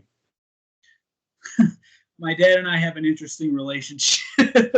I'll just leave it as that. So I think it would depend. I mean, not just for fun. Okay. I wouldn't feel like I can do it, but my dad and I, we wouldn't really say that we get along, so much. We've had kind of a rough upbringing, but I have sympathize with my dad because my dad didn't grow up with a father, so he did the best he can without a dad. So I respect that, but it's just a interesting situation that. You see, this is really, it's quite revealing because it explains a lot of the issues that you have with authority, and I mean, I don't want to psychoanalyze you or anything, but cool. I know where you're coming from because I've sort of done this myself too. So I know I've heard Michael Jones mention this before as well. So yeah, I have a problem with my father. Okay, so I can't conceptualize. Yeah, well, I've got a serious problem with my Jones, as I call him, because he's a fake Catholic and a grifter. So yeah, no, he's no one I respect in any way, shape, or form. But okay, fine. Let's not take your dad. Let's take an old boxer who has trained you for the last 10 years, and he's now 80, and he's taught you everything you know, and you become a good boxer, and you're now like able to I don't know, box professionally. Would you take him out? Would you ever punch him in the head and sort of I can take this guy? No, I mean, and maybe you think I'm dancing around here, but I wouldn't just do that. Now, if we were in the ring and we were actually like boxing, I think it would be different. Don't you think? Okay, so no, that's very good. So let's say for whatever reason you end up in the ring with this 80-year-old man who's taught you everything you know. And you physically, obviously, can take him out, even though, technically he's much better than you. Would you? Well, no, and I don't think that's a fair. Maybe I don't see exactly where you're going here, but with Jesus and God, I mean, they're never going to be old and frail in that theology, so it's never even going to be. No. I'm not. Forget Jesus and God. I'm going to show you something, and it's good that you don't know where I'm going with it because it's going to show you something in a minute. So. You're now 80-year-old guy, for whatever reason, you got put in the ring with him by donking, I don't know, whatever. There's some situation comes up that you're now in the ring, Las Vegas, with the 80-year-old dude and you. are you going to take him out? No. No, I would Okay. obviously go easier on him, yes, for sure. Well, let's say one of you has to get knocked out. Are you going to take a dive, or are you going to knock him out? I would take the dive. Right. Why? Just intuitively, it feels like the right thing to do. Okay, good. Intuitively. You don't really know exactly why. You can't verbalize it, maybe, but intuitively, you know that's the right thing to do, right? Right. Right. That's called hierarchy, my friend. Just because he's old and frail and just because you can doesn't make it right. Mm-hmm. He's above you. He's been there for 80 years. He taught you everything you know. And that is deserving of respect and dignity and honor and beauty and all the good things that come with being a Catholic. So you have the potential to be a Catholic. You don't know yet because you're confused and you don't know all of it and you're young and you're still way, way, way ahead of where I was. So, you've got another 22 years to be ahead of me. So most likely you will. That's hierarchy. That is real hierarchy. Now, let me put it to you different. Let's say, same situation. 8-year-old guy trained you, everything you know, but you also find out just before you get in the ring that he raped and murdered 15 little children. Now would you take him out? Yes. Hard enough that maybe he dies, right? Sure. Right. That's hierarchy. Yes, and so I don't think Now, though they're. Go ahead. Now, most human beings do not have the luxury of knowing where they fall in that hierarchy. I do because I know what I am. And that means there is absolutely no shame for me to bow to, in the Catholic Church, the spiritual arm, the priests and the bishops, are supposed to, the physical arm, the layman, the warrior class, is supposed to be subjected to the priests and the bishops. Now, of course, a bad priest and a bad bishop, that what used to happen in Catholicism and has happened a bunch of times, when you get a bad one of these guys, eventually the layman, and it is the armed version of the layman, not the villagers, but the warrior class, says, you know what, this priest is bad and I'm going to take him out. Because that is what makes us necessary evil. We're the guys that break the rules when they need to be broken. And sometimes they need to be broken. That doesn't mean that the rule doesn't exist. That doesn't mean that the rule is flexible. That doesn't mean that the rule is wrong. But sometimes when somebody is overstepping boundaries and they're not respecting the spirit of the rules, you get a guy like me that breaks the letter of the rules in order to enforce the spirit of the rules, because the spirit is always above the letter of the law. Now, I want to hear what you have to say about this, because I'm totally in line with a hierarchy. I get that there's hierarchies. However, I don't see how there's a necessity for there to be a God above man. I can just see man being at the top of the hierarchy. There's this divine thing that brings life into existence. I'm not calling it a creator. It's more of a perennial philosophy, if you will. And so why is there a necessity for there to be a God outside of this? Like, we can prove there's hierarchies here in nature. We don't have to go to the metaphysics to say there's a hierarchy above man. Mm-hmm. Like, I know there's hierarchies amongst us. Like, I totally get that. And I respect those. Well, it's just obvious. It's obvious. Very simple. So it is very simple. Now, what you're going to get stuck on is what everybody that isn't quite got there gets stuck on. And it's the same thing. I got stuck on the same thing. So I know what you're going to get stuck on. The actual thing is very simple. The universe didn't just pop out of nowhere. It was created. There is a creator, and he created every single one of us, not some random video game, like whatever happens, happens. But he actually literally knows, as it says in the Bible, every hair on your head. So you matter to him. Every one of us does. And that creator created it this way. Now you can say, but what if I could think of a better system? No.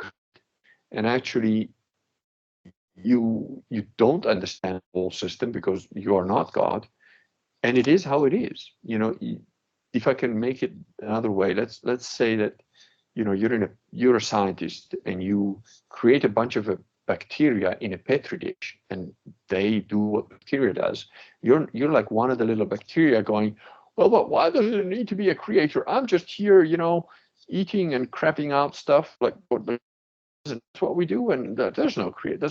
There's nobody that determines what I have to do or where I have to do it. But the reality is there's a scientist out there that made sure that that particular type of bacteria in that particular type of food is doing what it's supposed to do, and he's trying to check out, is it going to go that way or that way, and how do I find the antibiotic to kill this bacteria off or whatever. It's so far outside of your ability to deal with that for you to sit there and sort of say, well, I don't believe there needs to be a God. The reality is, mathematically, objectively, there has to be a creator. I mean, I had accepted that even before I became anywhere near anything like a Catholic, which I think you do as well. And the tendency is, when we think that way, we think it's an abstract sort of, cloud in the sky that is kind of smart and figures stuff out. And one of the words, I don't know if you're familiar with it, it's called Teleology. It's a brilliant book called Biologist's Mistress by a lady called Alexander something. A very good book, which is basically trying to say, there is an order in the universe, but doesn't necessarily mean there is a God. And there's very clever ways of like trying to pretend that that's what's happening. But once you have these experiences, which for people like myself and possibly like yourself need to be subject, because there's I've met guys that have reasoned their way to Catholicism because it is a reasonable position. It is a very logical position. I'm not one of those guys, because I was like, man, unless I can touch it, feel, unless I personally have an experience of it, it convinces me that that's the thing. I've had experiences before my road to Damascus moment that would make almost any man become a believer. I've absolutely believed that. I'm not going to get into it because they're really sort of crazy subjective experiences that I can't prove, but I've had experience. Any normal human being would sort of go, dude, you got to believe there is, some afterlife, there is God, there is life after death, all that stuff. But I could always find a skeptical way to sort of go, well, yeah, it could be that, or I could be crazy, or it could be a demon, it could be, I always had an out, always had an excuse for how to maybe it doesn't have to be that. And eventually, God's got your number, he'll track you down. So, I don't know how it's going to happen for you, but my personal view of this is, it's fractal. Like the universe is just fractals, and so God would be essentially the ultimate fractal in which everything else comes from if you dive deeper and deeper and deeper into. Therefore, would you even need the Christian faith to go along? Like, if that makes sense to you, if what I'm saying makes sense. Oh yeah, absolutely. I had an interesting little back and forth with Vox recently, where I don't know if you've noticed, but over the last few years, Vox has become increasingly Catholic, in my view, in his statements, in his blog posts. And I, at the end of it, I was like, dude, one of these days, I hope that we're going to get a chance to sit down, have a bottle of wine, and, get the wife and the kids far away from us, and we just nail this down, because I still don't get, like, what are you, why are you not Catholic, sort of. And it was a very short exchange, but very deep, because I think his response was something like, I don't believe in all these rules, I think God knows our heart. And I was like, man, I agree wholeheartedly with that. Of course, God knows our hearts. And you absolutely need rules, because human beings will eat each other in the street if you don't have them. And he goes, oh yeah, I agree with that.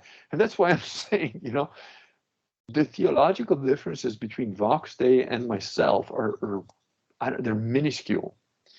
And I know he has a problem with authority. And, that stuff will get beaten out of you if you go to proper martial arts. I'll give you an example. There used to be this guy who was like some brown belt or whatever, who used to try and lord it over the lower belts until, and I overtook the guy. I became a second little brown belt or whatever. But, he was like, oh, you have to do this. Oh, you have to do that. And I was like, this guy's an idiot. He's nowhere near as good as I am technically. I can beat the crap out of him anytime I want. But just because he's got a little colored belt higher than me. I'm supposed to like listen to him and treat like what he says as gospel. And I was like, fuck that shit. But then after a while, I was like, what does it matter? If I spar with him, I'll beat his ass. And even though, maybe I'll get a beating from somebody else if I make it. But I was good enough. I didn't have to humiliate him. I could just kick the shit out of him and make it look very neat. He wasn't that good. And I was like, well, so what do I care? So he's telling me, oh, do this or sweep the floor or whatever. Yeah, so what? I'll just do it. And that's what I mean by turning the other cheek. It's like, and it's a very important lesson to learn, because you need to be able to just like take some shit in life, not because you have to, but because you can. And it's a very important lesson to learn. Once you learn that lesson, a lot of things don't bug you as much. They don't, I had an experience here where I was talking to like basically a gangster, and we were waiting at the post office, and some little old dude is there with a mask, and he sneaks in, and he cuts in line, and he goes in before me, and the other guy nearly lost it. We were just talking, why are you letting that old bastard? And I was like, dude, he's old, fucking cares. Because yeah, but you're in a rush, I'm in a rush, and that son of a bitch, he just crushed the thing, and he knows who he's not. I'm like, yeah, I know he knows, and he thinks he got one over me. Like, what difference does it make to me? An extra 10 minutes or whatever? I'm having a good conversation with you, cool. And I could see that he was that way because he was like, he was older than I was, but he was like I was before I became Catholic, which is like, no, but the principle of justice has been done wrong here. And I'm like, yeah, I know that. You know that. He knows that. God knows that. What, am I going to, elevate my heart rate by like 2 beats a minute just to tell the old man that he's an asshole?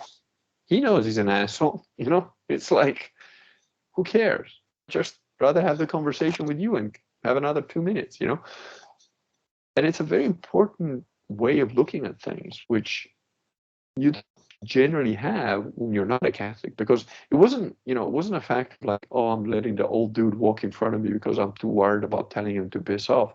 I got no qualms telling anybody to piss off at any moment in time, at the drop of a hat.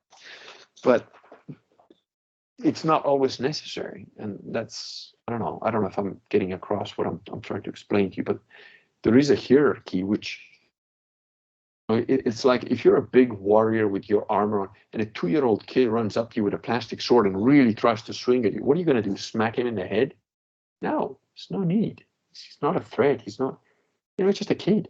Like maybe teach him how to swing the sword a bit better, if anything, So I don't know. I think the humility of being, there is a humility in being a Catholic. Of course, in my particular instance, not a lot of people would think I'm any kind of a humble guy, but that's, because they know me as some digital format online. I mean, yeah, no, I'm with you. Like, I know that there's an order to things. I'm all for that. Like, I'm all for hierarchies. I'm a father. I'm a husband. So, I understand that there has to be boundaries set as you're raising your children. I have 2 1-year-olds right now. They're twins. And so it's like, it's a handful. And, right now they're really starting to, the wheels are turning, man. They're picking up on things so quickly. So you have to start introducing some form of discipline as they're starting to walk, get into things. Yeah. So, of course, there's rules and boundaries, but I feel like a lot of that is arbitrary, honestly. Like, it's really, because you look at other cultures and stuff, the way they can have functional societies, and it can be completely opposite to like what we do here in the Western world. And so, okay, name one, name two functional societies that are completely different cultures. I would say like the Chinese culture. They're very functional. They're, I think they're successful. We can debate about their government, and I think I would even say I would question what you mean by successful. Well, I mean, they have beautiful cities. They have first world amenities. Yeah, I mean, they have long life expectancies. They get good medicine. So you're looking at all the worldly things. Do you know that in Chinese society the individual doesn't exist? Your dead ancestors have more value than you as a living human being. Yes, I'm with you. I know where. Yes, I get that. But I would say overall, they're pretty successful in worldly things. I mean, isn't that all we can really measure? Well, no, no, not at all. Let me put it to you this way.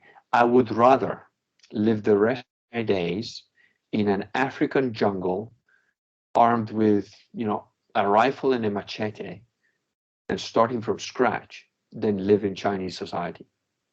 Fair. I'm not saying I would prefer to live there either. I'm just saying that I would deem them as successful. But then why are you saying they're successful? Fair. Okay, you got me. Well, I think another country I can think of is Japan. It's a slightly different culture than the Chinese. Yes. I'll give you Japan. I will give you Japan. And in my opinion, unless you also consider Russia and the Russian Orthodoxy as an alternative culture, which I would fairly present them as a different culture. They are the only two cultures that I would consider functional that are not Catholic. So then, would you just say that the exception? They are warrior societies. They're both warrior societies. And they both have a very strong spiritual element. The reason that Japan worked is because of Shintoism. The reason that Russia, and I mean really sort of Russia now rather than Russia Union, and elements that did work in Russia Soviet Union were again because of Russian Orthodoxy. So they have a very strong spiritual element to their civilization. It's not Catholic, but did you know that the Japanese samurai who, Catholics were crucified in Japan, they were murdered because they were trying to spread the gospel. But there were quite a lot of Japanese samurai who became secret Catholics, and we only found this out in the last few decades. They had inside their swords crucifixes. The way a samurai sword is built, there's a part of the sword that is hidden inside the guard, and these guys were Christians. And of course, the Russian Orthodox are not that far from the Catholics. Orthodoxy is not that far from Catholicism. They're schismatics, but a lot of their sacraments are still valid, considered valid, and so on. So, and the noble pagans. I mean, the Roman civilization, of course, was not Catholic until it became Catholic, and it was a relatively successful civilization even before Catholicism appeared on the scene. Those are I would say, exceptions to the rule, because there is such a thing as the noble pagans, if you like. The Russians are a special breed, I would say, because they are schismatic, but they're pretty closely aligned to Catholicism. Every other culture, I would question whether they are successful as such. Possibly the Australian Aborigine, they might have had a culture that you could possibly consider successful in isolation. I certainly wouldn't have wanted to be a part of it, but I would say that under certain parameters, you could consider the Australian Aborigine to have been successful. Well, then I would not consider the Amazon tribes. Yeah, so I have to challenge you a little bit here, and I'm not trying to be a smartass, but when I mentioned China, I mentioned China being successful, but I would prefer to live there. Your response was then why is it successful? So couldn't I just apply that same logic to the tribes that you're pointing to? Sure. Well, for example, Australia, the Australian Aborigine, I wouldn't want to live there, but spiritually they're pretty evolved human beings. Now, technologically and day-to-day life, I wouldn't want to live that way. But spiritually, they have concepts of, they had telepathy, essentially. These guys meet up without having talked to each other or knowing at specific times and places without having predefined it. They used to do that. I've met a couple of Aborigines that have done some stuff that's just like, what? You're an Aborigine, you haven't got a clue of where I'm from, and you're telling me stuff that There's no way you should know. Nobody has told you. So they have a spiritual reality that is very rich. I just kind of like prefer indoor plumbing and shit, as well as the spiritual reality. But it's valid. Similarly, I could live in Japanese society. I could live in Japan. Part of the reason I could live in Japan is because I'm not Japanese. So I would be able to be a bakagaijin, barbarian, and get away with shit that they would have to commit harakiri on. And that's part of the reason why I could live in Japan, because I get along with all their, their philosophy of politeness and so on. I think they're far more involved than we Westerners in that respect, and everything kind of works. They've got some odd stuff. The women are pretty enough, whatever. If I had to live there, before I was married or whatever, I could live in Japan. It's a very strict sort of society, but I wouldn't have to, as if I were a Japanese very much. I've got a little bit of leeway, so I could be okay there. China, no, I wouldn't want to live there, and I don't think they have any spiritual evolution sort of. It's very, very primitive. While the Japanese spiritual element is very evolved. Shintoism is again, they have elements of this sort of telepathy and knowing each other. The Zen Buddhism stuff is very evolved. Hinduism, Chinese Taoism, they're relatively primitive. Now, there may well be some, very few, I've met one or two, very highly educated Hindus that understand that their religion has been completely degraded and it used to be something else, but it doesn't exist anymore. It's been sort of wiped out. Maybe 20, 30,000 years ago, there was something real there, but it's been since degraded to the point where it doesn't count. So does that answer your question? I don't know. Yeah, what do you think about Confucianism then? I know we're kind of bouncing all over the place here, but this is where the conversation. It's basic. Confucianism is basic. Like people go on and on about the Sun Tzu, the art of war. It's basic.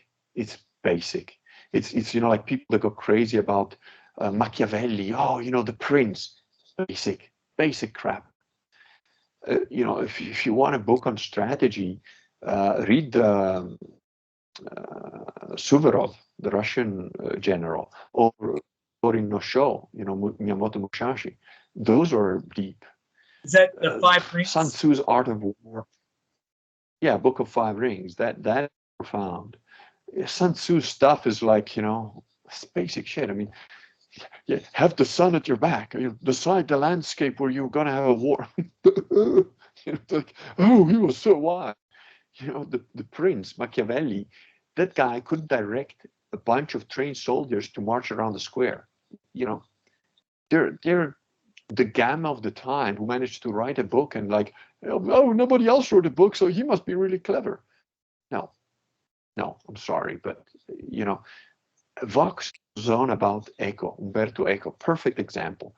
Umberto Eco was a gamma that just read a bunch of books, and the average Italian who went to school at the time that Eco went to school could read Latin and Greek, and the average American, Vox Day's age, hasn't got a clue about Latin and Greek. So your average Italian geek and who read a bunch of stuff to make himself even look smarter, he's a fantastic guy, so well read, so educated. But I read Umberto Eco and I get bored because I'm like, oh, look, he's taking the little snippet here about the Greeks, and he's taking a little snippet there about the legend of Icarus. He's transforming it into another thing. And he knows a little bit about the anti-gravity stuff, and he knows about the experiments. And it's like, I know all the crap. And he's just like being the typical Italian to look smart. They bored the crap out of me. I got a Foucault's Pendulum. I think that's what it's called of him. Anyway. Yeah. Got it because I heard Vox raving about Umberto, and I was like, I like Vox's writing. Yeah. So I'm sure he has good taste. Yeah. And so I found it at a used bookstore, and I never got past like the first chapter. I'm like, this is just dry to me. Like, Absolutely right. Yeah. it's one of the few books I couldn't fucking get past. I don't know how many pages I read. I don't know, maybe 50, 100. I don't know. It was just like, oh, this is just painful. I try to give it a few chapters, but that book, I think back to it like 3 times. Like maybe now I'm in the right mindset to read this. And every time it's no. But you got to keep in mind, like as the Latins say, de gustibus, like there's no accounting for taste. I mean, Vox reads books of economics for fun. I think I would rather, do Chinese masturbation. I don't know if you're familiar with the joke. I don't. This guy walks. He's working as a mechanic, and he comes to work one day, and he's like walking with his legs like a cowboy, really spread apart and really carefully. He's like, well, what's wrong with you? Oh, well, it's just I'm in a lot of pain. Like, why? Did you catch the clap or what? No. Just Chinese masturbation. It's like, what the hell is that? He says, well, you take a hammer and you put your testicles and your dick on an anvil, and then you just hammer away at it. The guy's like, what the hell? What kind of sick thing is that? I mean, you have an orgasm when you miss. Yeah. Jeez. When you miss. I mean, reading a tome of economics or Chinese masturbation, it's I don't know which one I'd prefer. Read, right. and that's fun. So that he's just got really odd tastes. But I'm not criticizing. I'm not judging him for it. That's what he likes to do. But certainly not my cup of tea. Right. Like I'm sure you would like I find Confucius writings very enlightening. I actually have all 4 books that the ancient Chinese would study to enter into the political system from the local to the federal level. So I've gotten really into Chinese culture, and But anyway, to tie this all back in, to just circle back around here, because we've sort of deviated. It's been fun. I want to go back to why I actually, why I invited you on the show is to talk about the future of Catholicism. So we've talked about how Catholicism is corrupt, how you became a Catholic, and why it is the true church, and what people can do to sort of help out in their own, natural way. Well, again, it's pretty simple, really. Too long did not read version is we're in one of two situations. Either it's the end of days, and eventually there will be a second coming, and almost all of us will be wiped out, and only a few of us will have any belief left over, because there'll be so much darkness happening that even the root, truly, believers will almost give up just before God comes back, Jesus. So either it's that, or it's just another period of darkness like Arianism. Regardless of which of these two things is, attitude should be exactly the same. You just soldier on, keep fighting, do your best, set fire to enemy encampments to spread the light, and carry on. Now, practically speaking, what does that mean? It means supporting Sede priests, sedevacantist priests, probation priests, whatever you want to call them. I just say Sedes for short because there are, the sedevacantist, the sedeprivationist, and the correct sedeprivationist term, which is what I think is technically there's sedevacantist, but there's somebody occupying the seat. And support those priests, give them, if you're thinking, but how can we when the whole world is against us? Well, nobody's crucifying you and setting you on fire yet in the streets, to light the streets, are they? Because that happened, under Nero, it happened. Christians were being persecuted properly then. You're not there yet, so you're laughing. Well, what's your problem? They didn't have priests all over the place then, did they? I mean, what if you were an Aztec? You didn't even know there was such a thing as Jesus back then, and they were sacrificing 20,000 of you a day, cutting your heart out to, pray to the sun. You're in a much better position. Internet, anybody who cares to spend an hour to trying to find out what sedeprivationism is, or a couple of hours to read the Vatican II heretical documents, you can find out about sedevacantism just by typing in Google. Even Google will tell you something about sedevacantism. So we're in a pretty good spot. We've got enough bishops. We don't have just one or two. We've got a bunch of them that are teaching. That are a bunch of priests that are teaching. I say, well, I don't have a church within 45 minutes of where I am. So what? You mean what? Why? Paul walked all the way to Rome and got his head cut off there to become a martyr to spread the gospel, and further afield. I mean, was killed, was martyred in India, in Pakistan, as a matter of fact. You know, you got it easy, dude. You just got to sit on your butt and, oh well, but to get proper baptized, I'm in Finland and there isn't a proper Catholic church here. I might have to go to Italy. So catch a plane. It's gonna cost you $30. Oh yeah, I might have to do a PCR test. Well, so what? Do it. It's not that hard. It's just, oh, but I don't have a church next door. That's basically what it boils down to. The Crusaders, the guy who in 1095 walked all the way to Jerusalem, getting shot at and darted by random Arabs, Muslims, and then had the Orthodox who called them over to help turn on them and backstab them and also kill them. Those guys, they had mass maybe once a year. Right. They didn't always have a priest with them. They did okay, right? So what's stopping you? So what is the basically I have two more questions for you. The next one, sure. The Kurganite, I believe is how you say it. And what exactly is that? Right. Well, given all the stupidity that's happening, the stupid fake COVID stuff that's going on in that, I was like, well, in England, they've changed the law so that any responsible adult can inject your kids at school. Now, if that happens, I was obviously going to go to jail, so I thought, now we better move. So we came to Italy, where they don't have those stupid rules yet. Maybe they'll try and implement them, but there's always homeschooling or what have you. And I got a decent property here with quite a bit of land, so I can cut myself off from the world, and you guys carry on doing your crazy crap out there. But as it happens, there's a bunch of people that like me. Some very loyal henchmen from England wanted to live here and move here, and not just them, like a bunch of families that are coming out to check it out, see what we can do.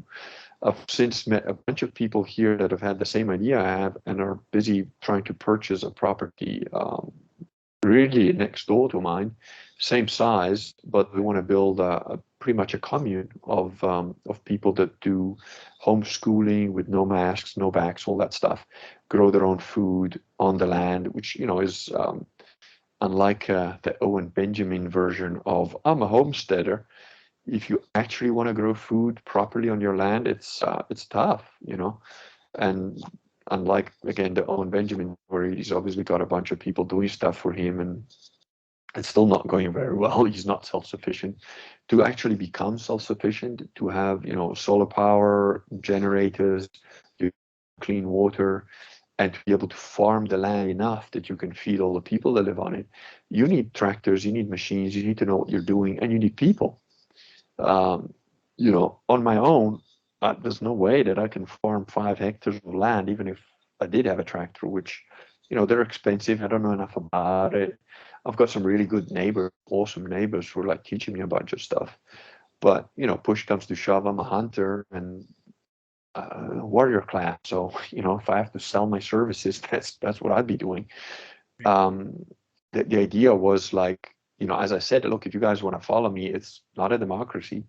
What a lot of people don't know, or they think, oh, I call myself the Kurgan. I didn't come up with a name. I was named the tribe, if you like, of the Dread ilk that follow Vox Day's blog. And I was commenting on that blog for some time. And these guys just sort of, they threw me into the Facebook community that was the Dread ilk. They didn't choose to be in it. I like opened up Facebook and I was like, hey, I've just been joined by force into a group. Like, what's going on here? And they called me the Kurgan because, oh, well, you look like him and you've got the same sort of mannerism. You're like completely undiplomatic and rude, and you just say what you think and you don't care. But if you look at the Highlander movies, the Kurgan was a cool dude. He was, he was a man, and he knew that Novus Orca were fake Catholics, which is why I'm a bit rude in church. But he respected the holy ground, unlike that Belgian, who cried every time somebody died. So yeah, I don't mind the name quite. But the Kurgan is is essentially I've told people like, look, if you want to be part of this, if you want to come join me, you know, farm the land, do whatever, it's not a democracy. It's an empire. And it's an empire after the Spartans, because when Leonidas went to like the hot gates to stop the Persians, he didn't command anybody to come with him. He just said, I'm going for a walk. And the 300, his personal bodyguard, to a man, individually said, well, King, if you're going for a walk over there, I'm going to walk with you, dude.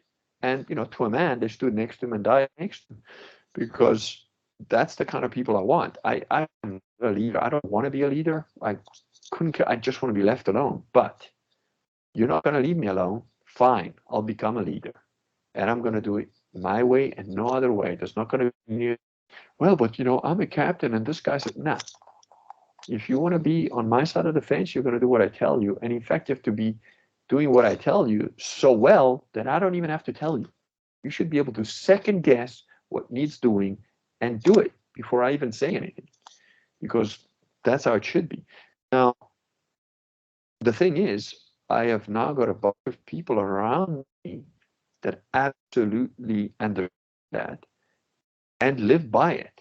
And frankly, half of the reason I was saying that was like so that I didn't get any like these wussies that like, but I have an idea. Like, I don't care for your idea. I don't care.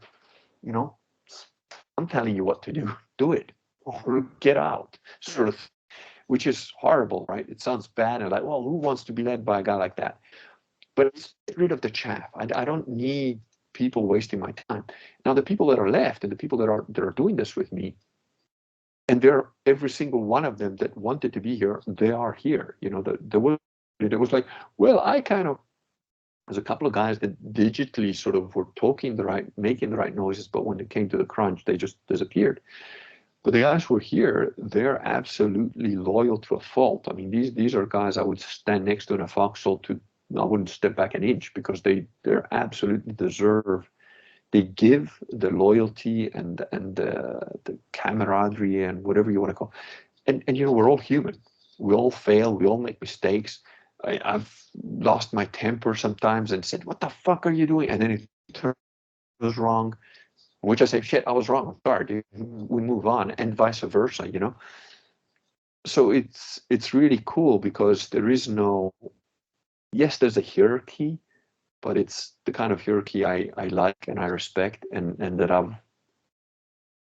I would subject myself to as well, which is a little bit Russian. You know, the cosmonauts, yes, they have a hierarchy, like who's the captain, who's the whatever, you know, the sergeant.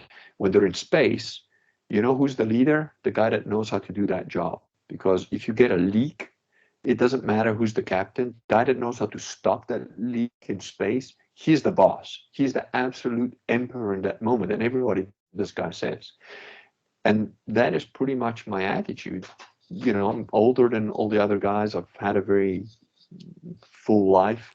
So generally speaking, I'm right most of the time. And even if I'm wrong, screw it. Everybody's wrong sometimes, but you're still going to do what I tell you the wrong way. We've demonstrated that I'm wrong, in which case I'm like, okay, I was wrong, and we'll do it another way. And that's because there has to be a hierarchy. There has to be a line of command, if you like, especially if and eventually it gets to the point where you are being physically persecuted in a serious way. You don't have time then to sort of say, well, you know, what do you think we should do now? Well, there's a bunch of guys coming here to try and forcibly inject you. You know, you do what I tell you. Because if it comes to that, then, you know, then that's where we are, and you can't be voting on things. Right. So I hope that I answers your question. Yeah, it does. And hopefully it doesn't come to that. You know, that's something my family's talked about. And actually, we're working towards doing something similar to what you and Owen are both doing. You know, like I'm all for, I think actually that's the way of the future in general, in order to keep some sanity in this insane world, is to have little pockets where, and I'm not big on, you know, what religion you are, but it's something that's orderly and isn't, you know, that at least respects humanity. Whereas where we are right now, there is like no respect for liberty. There's no respect for personal choice or anything like that. So, you know, I think that it's here's a data point. here's a data point before we start to interrupt, but I don't know if you remember, Vox Day years ago was doing brainstorms, and I mentioned in one of his brainstorms, this was before I was a Catholic, it was very shortly after my road to Damascus moment, and I mentioned in one of his brainstorms that I said, the most evolved form of government is city-states, and in the future, Christianity is going to be absolutely pivotal. And he noticed, because it was like, oh, that's interesting that this guy's saying this, because he's not a Christian. He's not even baptized.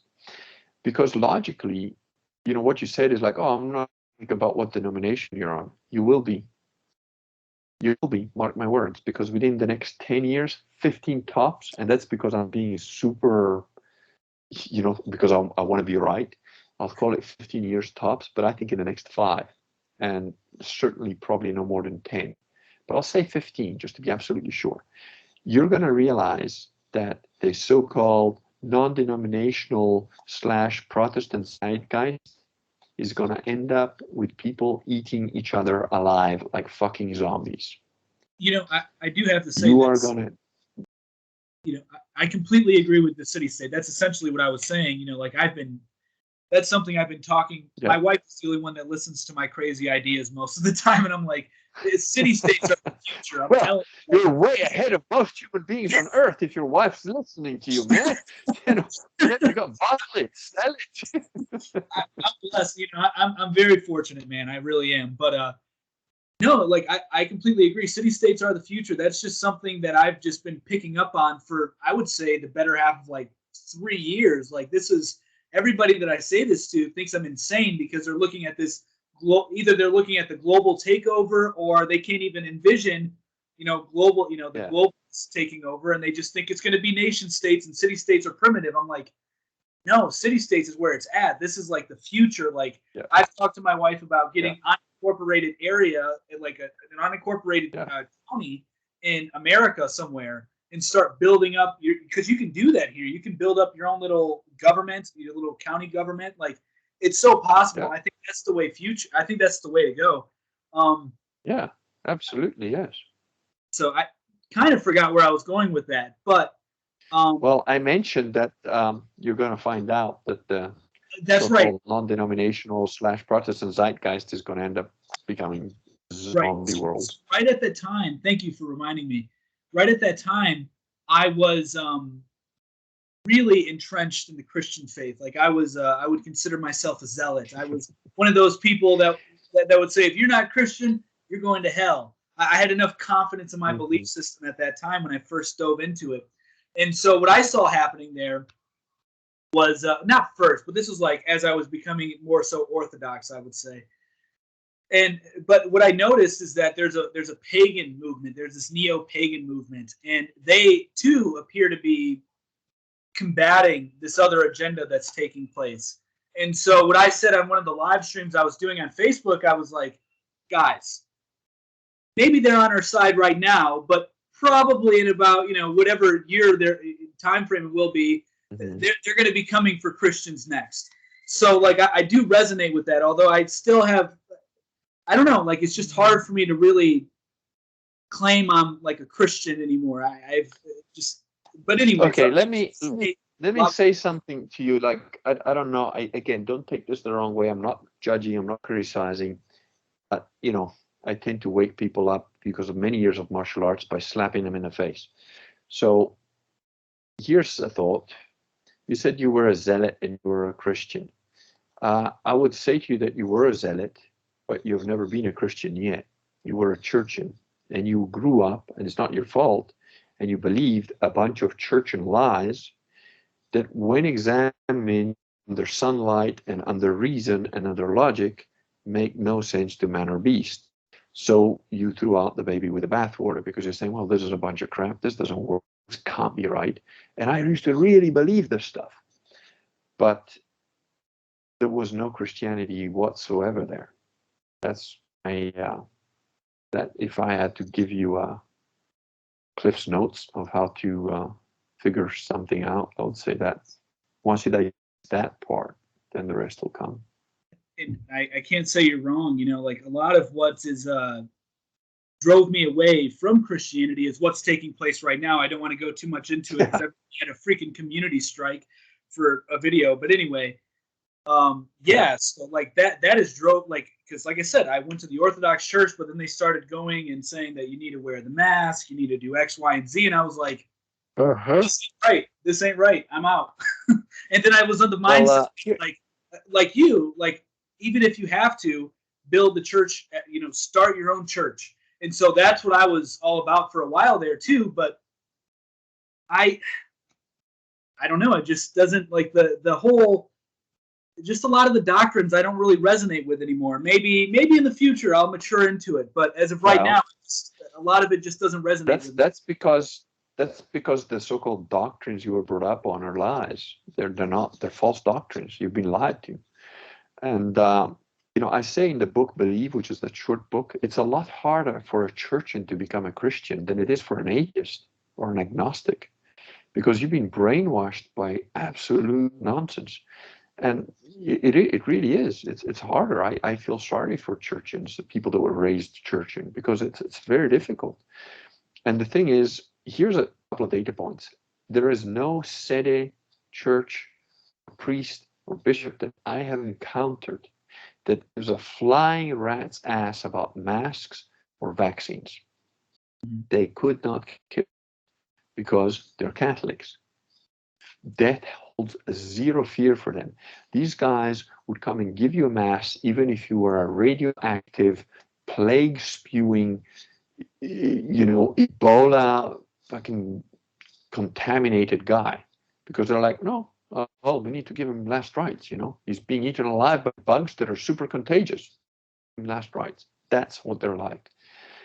And I've never seen that in any other so-called fake church, from the fake, Masonic pretend Catholics to the so-called Baptists to they're the only church I've seen that they do that with. But you have to read a little bit about Catholic dogma to know why that is. Yeah. No, and I have a little, I would call it a mini library because it's not so big, but I have a few, probably close to near 100 books. And I have a whole section that's on church history because, like I said, I did take a deep dive into the theology, but a lot of it I resonated with the Orthodox, like I said. But experiencing what I experienced at the start of all this stuff, it just made me think that nobody really embodies this. And I'm not saying that you don't. I know there's obviously exceptions.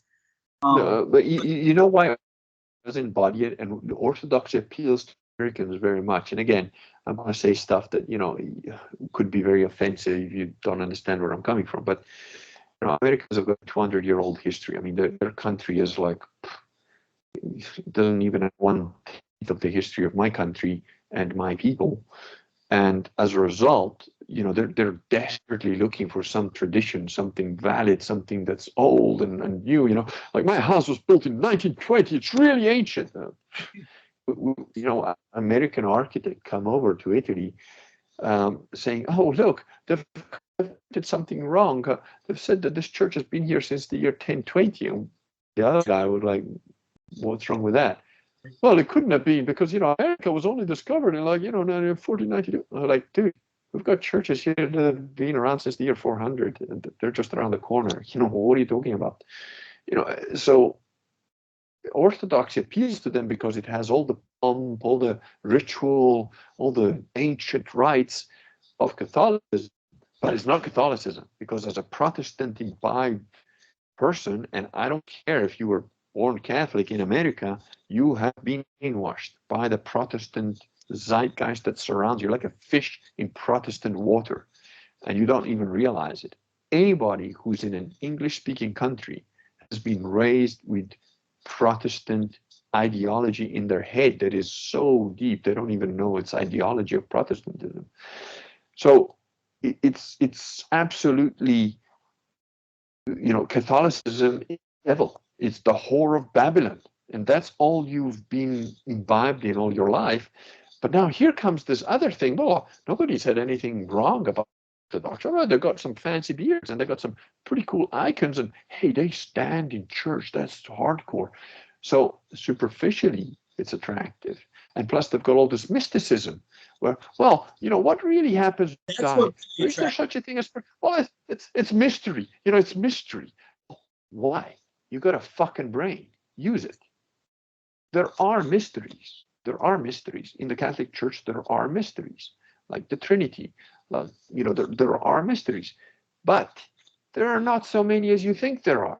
It's again, you know, that refrain that I heard since I was a child, you think too much. And my response to that instantly, even as a kid, was like, nope, it's not me that thinks too much. It's you dumb fucker, that doesn't think enough.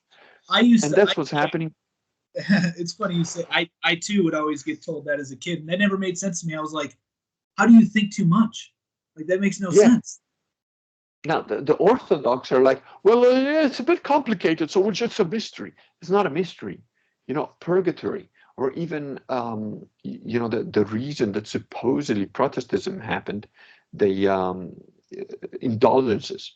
Indulgence has got an absolutely valid theological point to it, which is you pray for the dead.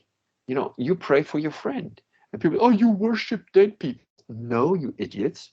You have to understand Latin, and you have to understand what prayer is and what worship is, and the fact that in the English language, you guys don't differentiate because we kind of, you know, Protestant morons. But no one worships the saints. You ask them for intercession because there's no difference for a Catholic between a living person and a dead person. They're still your buddy. They're still somewhere. They exist. So if they're in purgatory, which, again, think about this. Do you think that you, as you are good enough to enter into perfection, which is what heaven is, into the sight of God? No, you're a filthy, filth-covered beast. It would be like letting a rotting pig who's been covered in mud and shit run through the pristine palace of the king. You don't do that. You've got to wash that pig off at the very least. And that's painful for the pig because it's used to living in shit. So, you know, that's us. That's what purgatory is. And it's in the Bible. I mean, I don't know what Protestants read because it's literally in it. It tells you that you're going to suffer by walking through fire, you know. This is pretty clear. So why do you not think about that stuff? Of course you would have to go through a purification period. And if that purification period was pleasant, why wouldn't we be doing it now? It's not pleasant because we're corrupt, petty, selfish, luxurious, lustful little monkeys. And when we have to get clean, we don't like it. Have you ever tried to wash a cat? Same sort of thing. Yeah. But, you know, and that's why purgatory exists. So all these other things that, oh, well, what about the mystery or the filioque? Again, the Orthodox, the so-called Bible, it's in the Bible. It's very clear. You know, the Holy Spirit proceeds from the Son and the Father, and it's pretty much in black and white there. So that's something. So stuff like that is like, the Trinity never really made sense to me either. You know, I stand more so with Owen on that one. It just doesn't make any sense to me logically. Oh, what, you think it's a homosexual relationship? No, well, he says that in a comical way. I know what he's trying to. It just doesn't make sense. No, it's not comical. It's not comical. And I'll tell you something else. If Owen was standing in front of me, there is no fucking way on earth he would say that. None. And if I called him up on it, he would get on his knees and beg forgiveness if need be. Because as I told you, one of my heroes is Jean-Parisot Le Vallet. What was that? As I told you, the reason that would happen is because one of my, you know, guys that I look up to is Jean-Parisot Le Vallet. Remember what he went to jail for? Yeah. Yeah. Well, the whole whole is a blasphemous idiot. Is the Trinity. The Trinity to me just doesn't make very much sense. That's another reason. Well, as I was diving into it, it was like, this makes no sense. It's in the Bible. It's very clear. These three are one. You don't have to understand it. As I said, in Catholicism, there is mysteries. And that is one of them. But there are far and few between. Yeah. You know? And I'm sorry, but Owen is a blasphemous idiot and a coward. And he would never say these things to my face. Not a fucking chance. And just in case he's going to get an idea that he might, he's got to be careful, because I might just get my ass on a plane to prove that out. And know me, know that that's not a joke.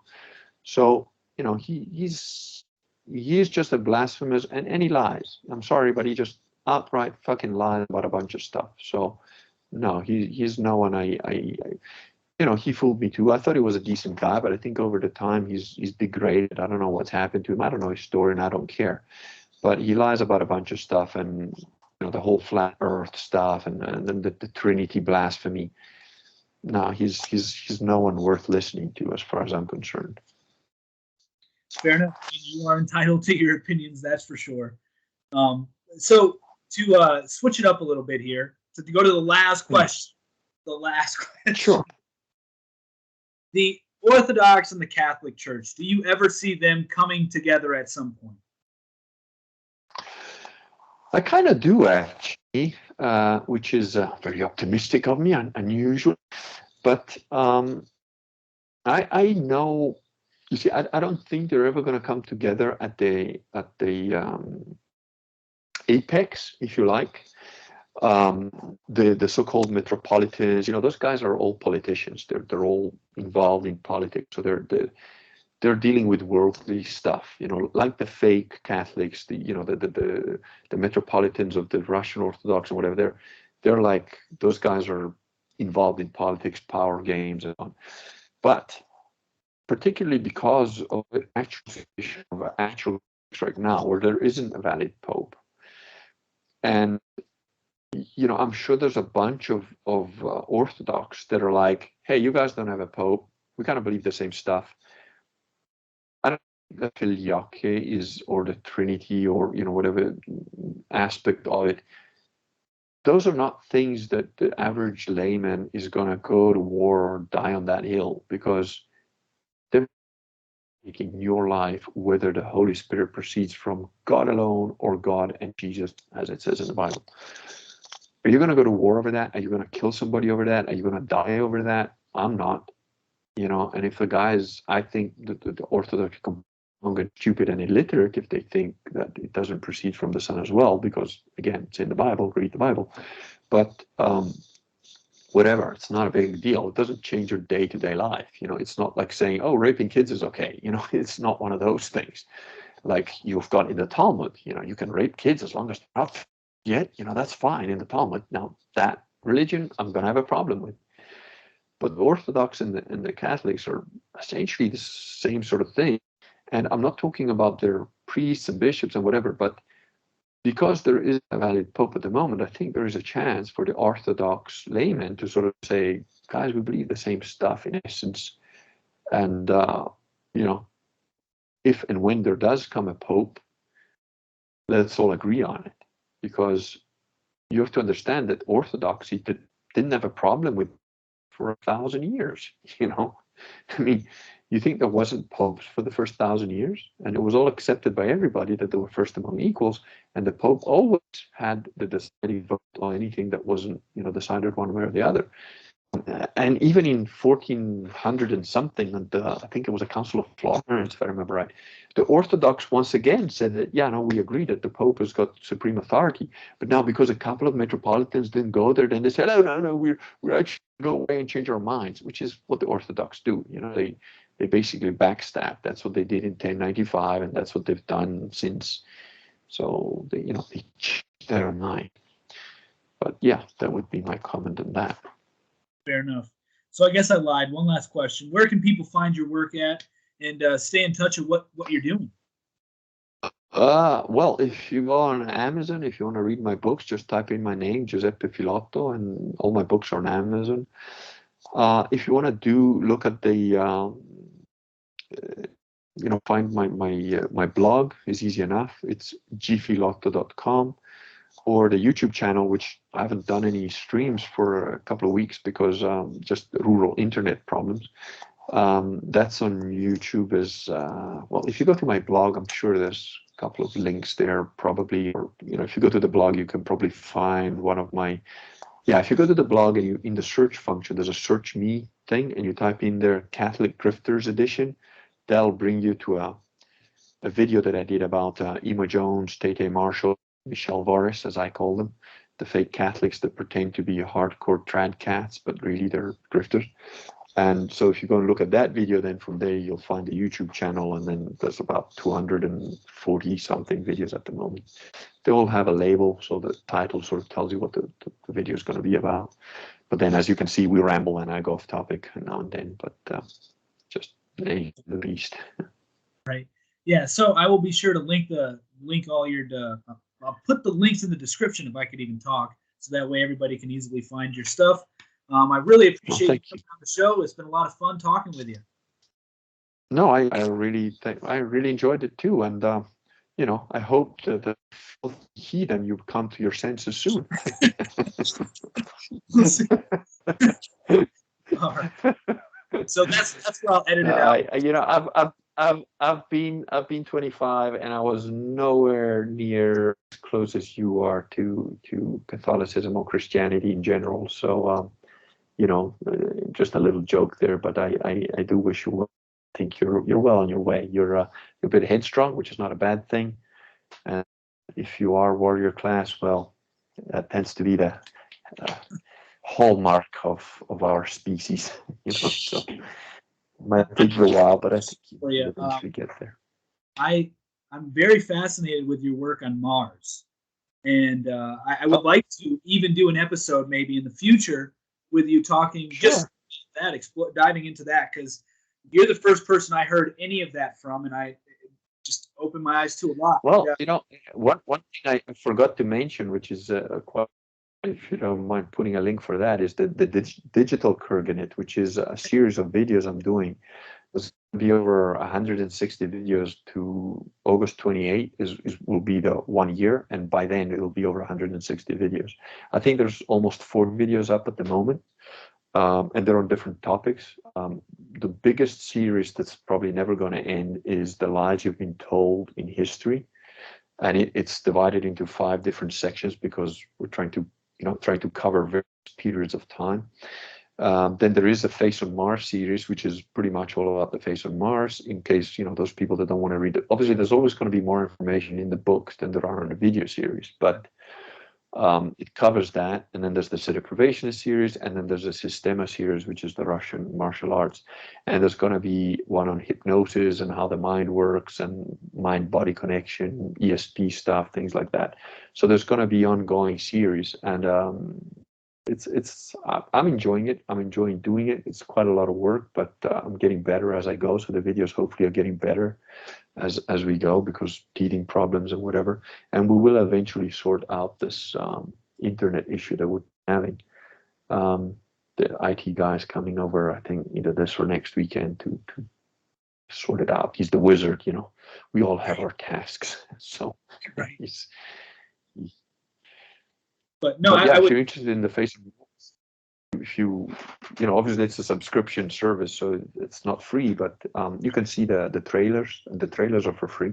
So you might be interested in that, because I go into quite a bit of detail, and there's a bit of graphics going on, so it shows where I'm coming from.